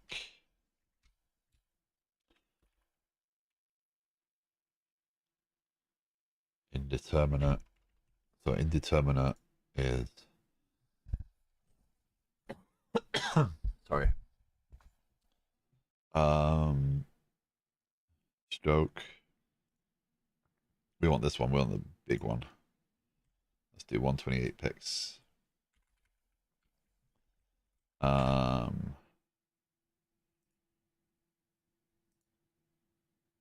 Large, normal, colors. Kind of like default. I'm going to leave it at default. Indeterminate.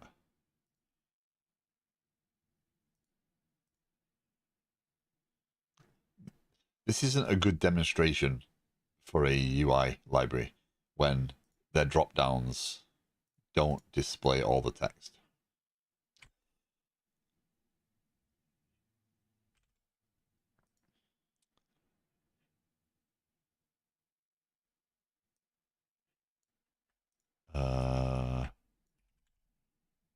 So I don't need a variable there. Made that. And the color, get values, enum,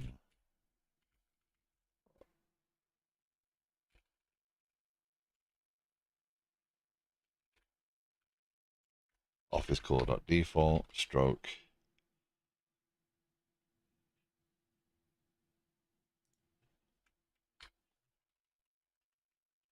They select stroke, so that's stroke, not that's progress stroke dot. I replaced the wrong value there.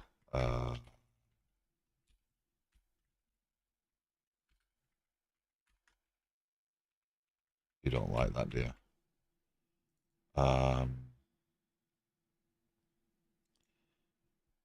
In this case, we have indeterminate is private bool.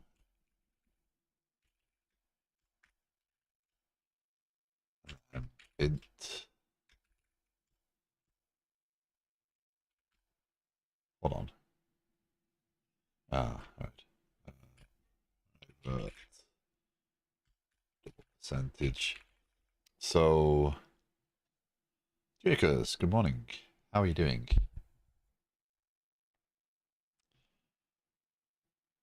We need to inject our user service as well. For right now, we're going to dump everything in user service. It won't always be the case. Doing good so far. Well, that's good to hear. Services, user service, log consumption. Let's do get consumption here. Async task int. I think that I actually did round the percentage. Services, consumption service. Get progress percentage is an int. So it is cast. It is stuck in an int. There's no point in having 54.44%, right? That's not going to really benefit the UI. Get consumption percentage bar token equals await token value. Again, that just means that yeah, I mean, all this is standard stuff. I can see a get async if response dot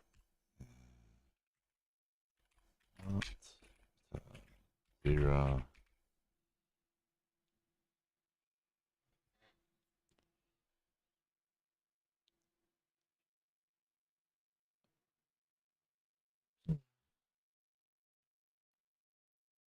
That's surely not going to work. Let's do that anyway. Private initialized. Get consumption percentage. Percentage equals await.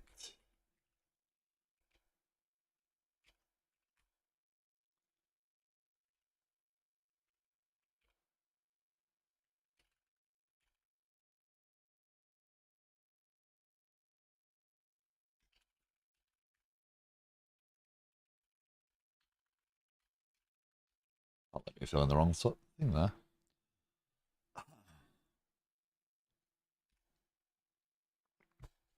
Hopefully this is relatively quick. We get this knocked out. And this is the target type, indeterminate, null, nullable int.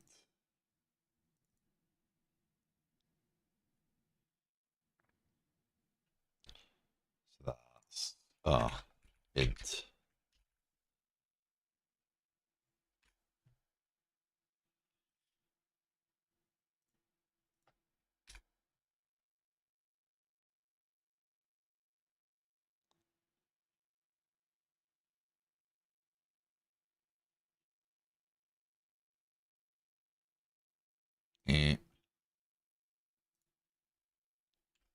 Oh no, it worked. There you go. Got that finger beauty.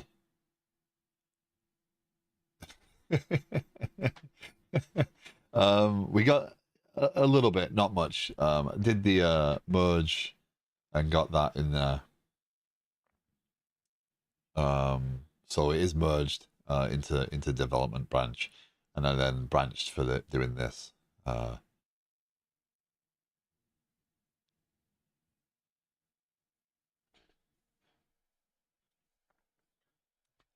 We need your the cup icon, and it kind of fills up with the water. That would be cool. So what do we need to do there? Well, there's a lot we need to do there, but flex column,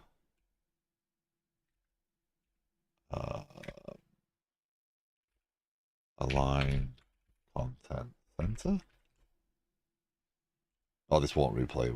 This won't reload. This is a terrible thing.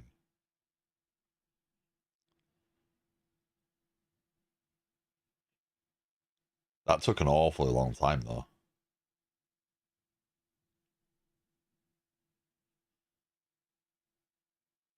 Yeah, now there's an API to get the percent. We can try a component that shows it in another way.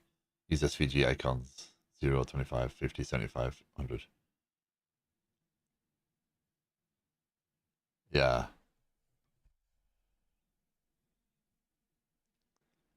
Well, again, that's hold on. Why am I? This isn't using tail.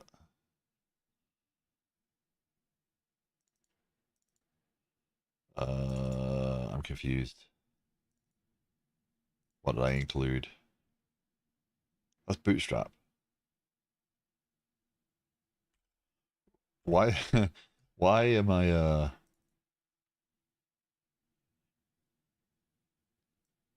Those are not. That's Tailwind.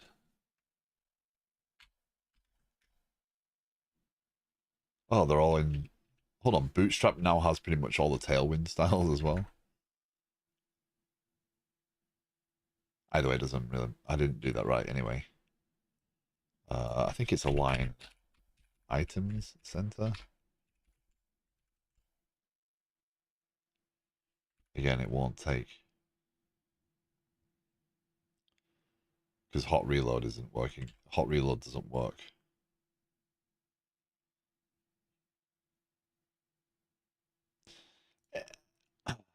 again, I don't. The purpose of this is not to be the definitive app, right? It's meant to be the demonstrator app, not the perfect example. But I suppose it kind of goes hand in hand, right? That's just that experience is driving me crazy though now, because now I can't just change it and have it move around. It's not going to hot reload. So if I run the API, and then let's go here. What is it? .NET Watch. I want to open in terminal.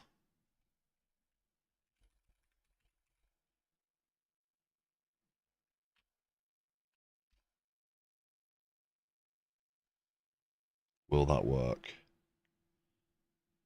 Hot reload enabled. Okay, so I'm going to move. Okay, it's moved onto the monitor. That's funny. It opened it in DuckDuck. Test.nowhere.com test.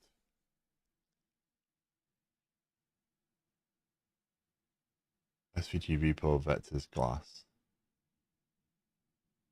You can do .NET Watch. It sometimes works better than hot reload. Nice.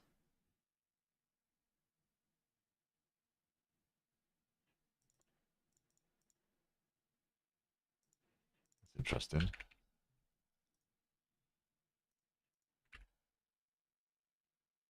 Oh,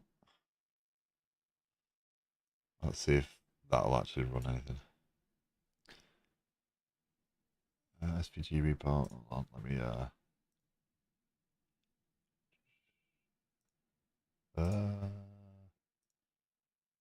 Windows everywhere.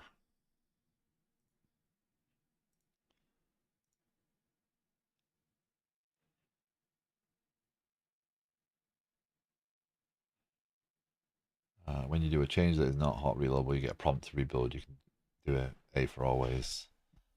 But even with that, it sometimes doesn't. Yeah, its experience is not.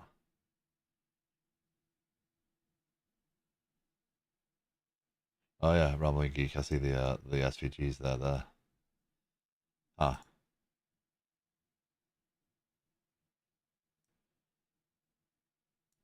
okay. So I'm just kind of let me move that there. Let me move this here. Let me collapse that. So I want to just make sure. I want to see if it'll change anything. There you go. Okay, it is changing. Let's move that over there. Item aligns.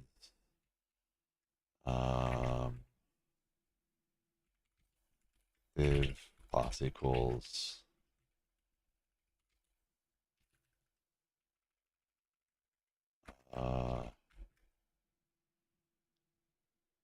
align content center. Okay, so it is reloading, which is good. That's good. I was thinking more of a div with a clipping mask and a div inside that you can change the size on, and in there's a small SVG curve. You're more than welcome to play. That is definitely something that you can contribute. And again, that's the beauty of this project, right? I don't have to do it. Oh, by the way, I was looking. So, someone posted in Settlix's stream yesterday the stream stats for Stream Elements, and the three biggest chatters on my stream still are you, Mr. Anhorn, and in first place still Ancient Coder.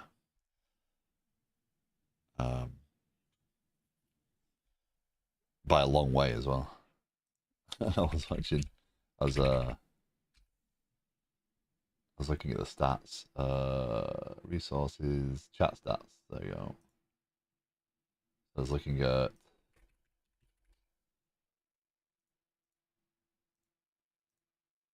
so if we look up here.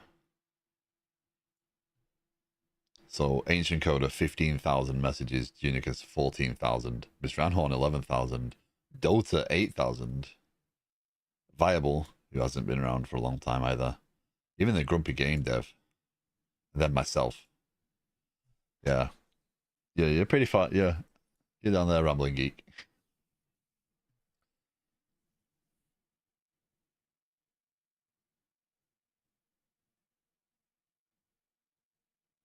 It's kind of interesting. I need to say more. So, it's quite interesting, and but that's like 5 years of 6 years of streams. So, yeah. Are you even in here? I don't think it includes trolls in the list. It's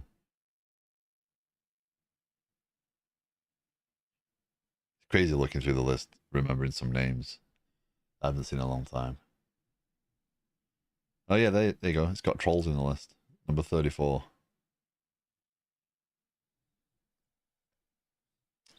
I think they call that spam. Yeah. We've had some really good people come in the stream over the years. I hope they're all doing it well. Okay, so how do I align? How do I align this content? Let's finish up on at least getting that circle because it's driving me nuts. Yeah, Miss Ancient Coda.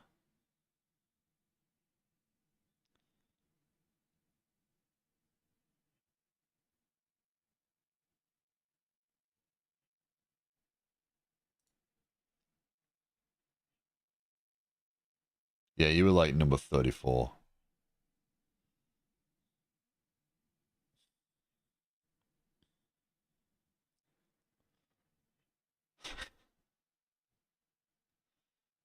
I don't think you want A, you've got 800 messages and Ancient Coda had 15,000. So, yeah, you'll get bored long before you get there. I think even Rambling Geek has more than 500 more than you, so.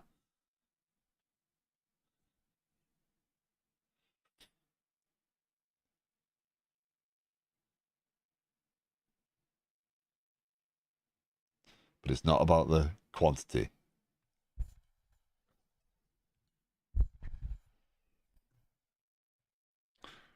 Um,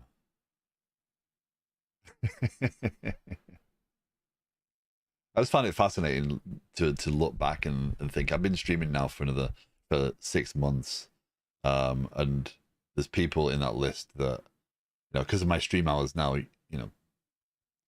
aren't as we're not in the stream for as long. We're not doing as much stuff in these 2 hours, but there's still people in that list that are way ahead of every single other person. Almost type my password into chat then. Oh, good. We won't know what it was for. It's all good.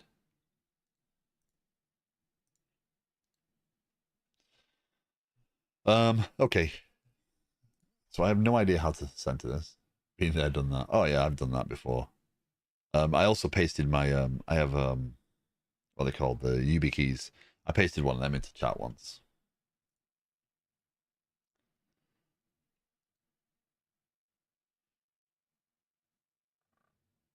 Pardon me.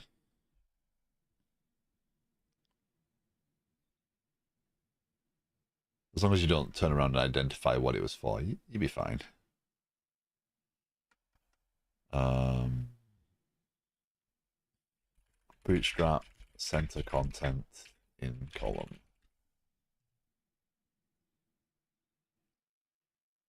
It's good.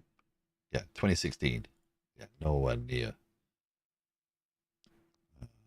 position. I want fixed. Want alignment.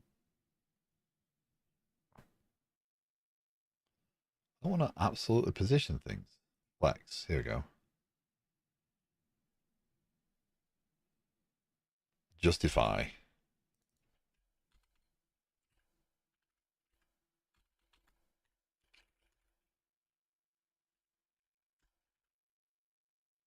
Eh.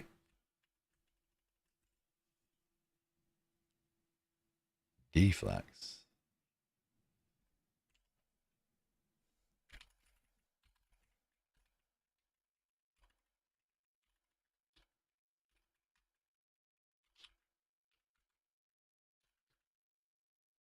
Yeah. They're going to release a new Tailwind soon. V4 in alpha. Ooh. Any good changes coming?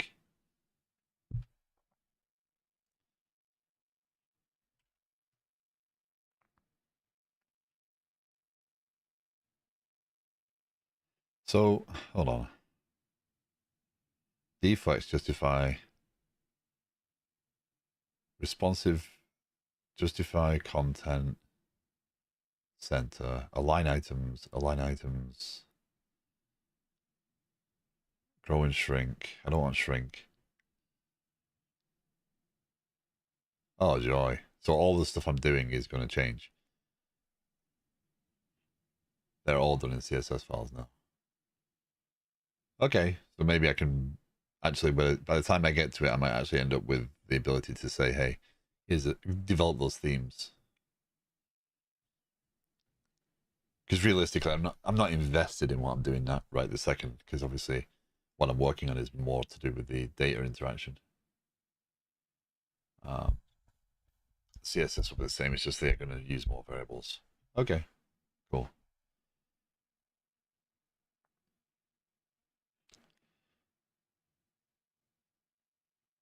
Okay.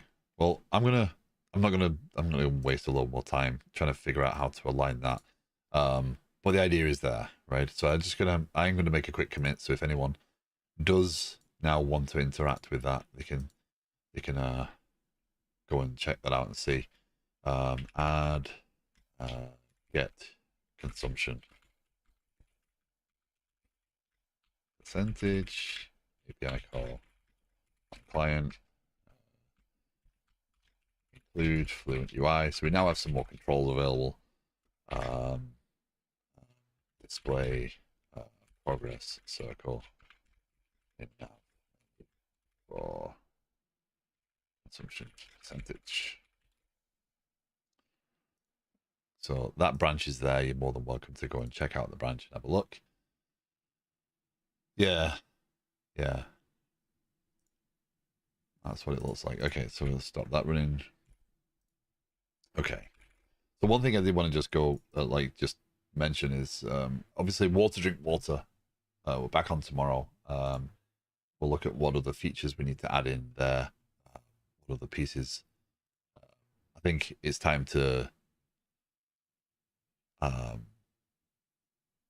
once we get the daily progress in there, I think it's time to do the add friends and those sorts of features, so we can talk about how we're going to do them, how that's going to, from a data perspective, how we're going to lay it out, how we're going to capture that data. Obviously, it starts to introduce the concept of, okay, we might need to do email and stuff. So, there's other pieces there.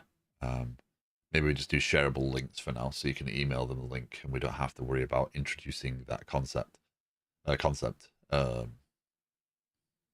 Yeah, so that's going to be very much.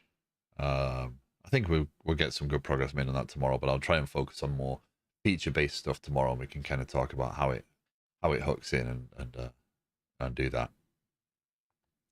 Maybe we do something like a code generation, and you just share the code with them, and they log into the site and enter a code, and that gives them access to your friends group. But we'll discuss more about that tomorrow. On Wednesday, returning back to the main application. Yesterday I was playing with GraphQL subscriptions, because one of the challenges I still have with the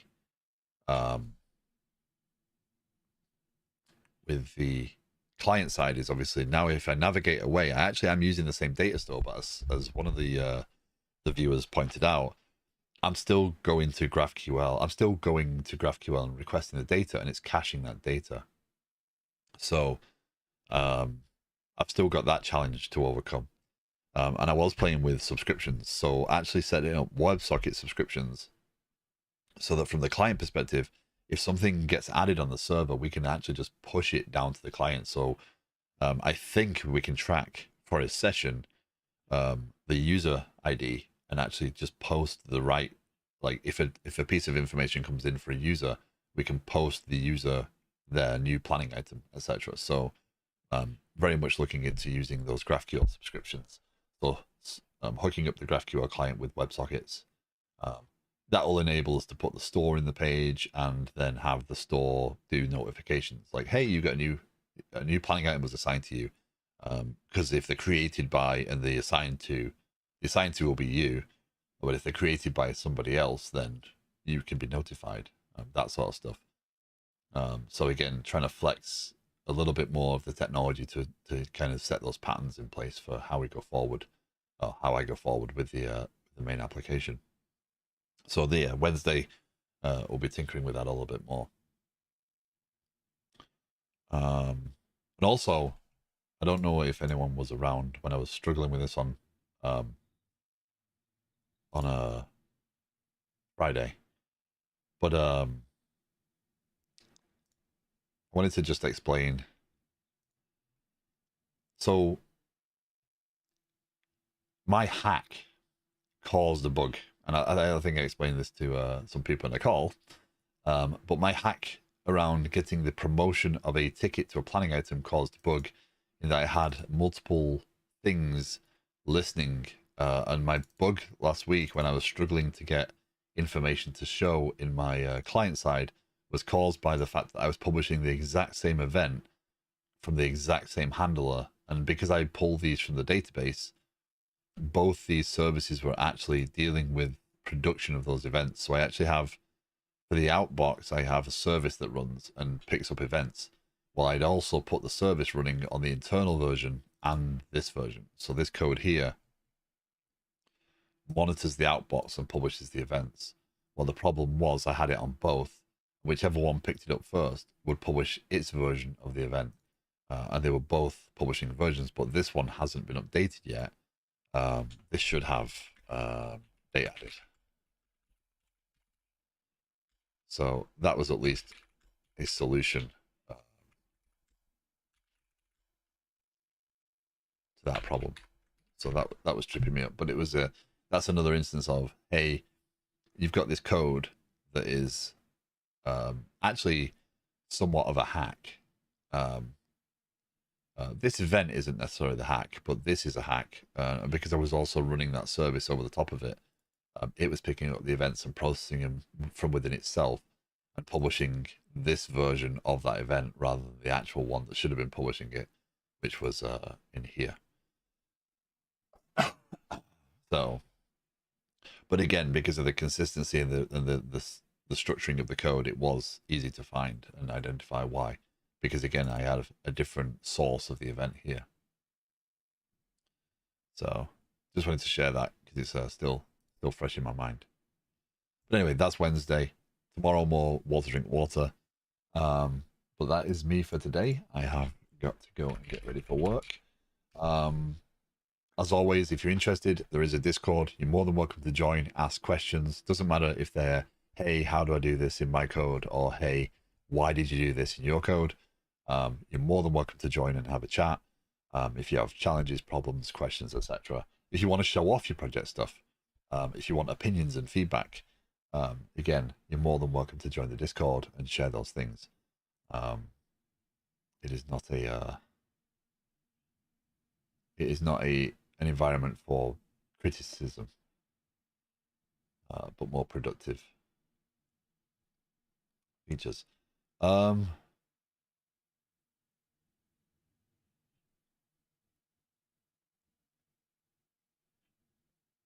Oh.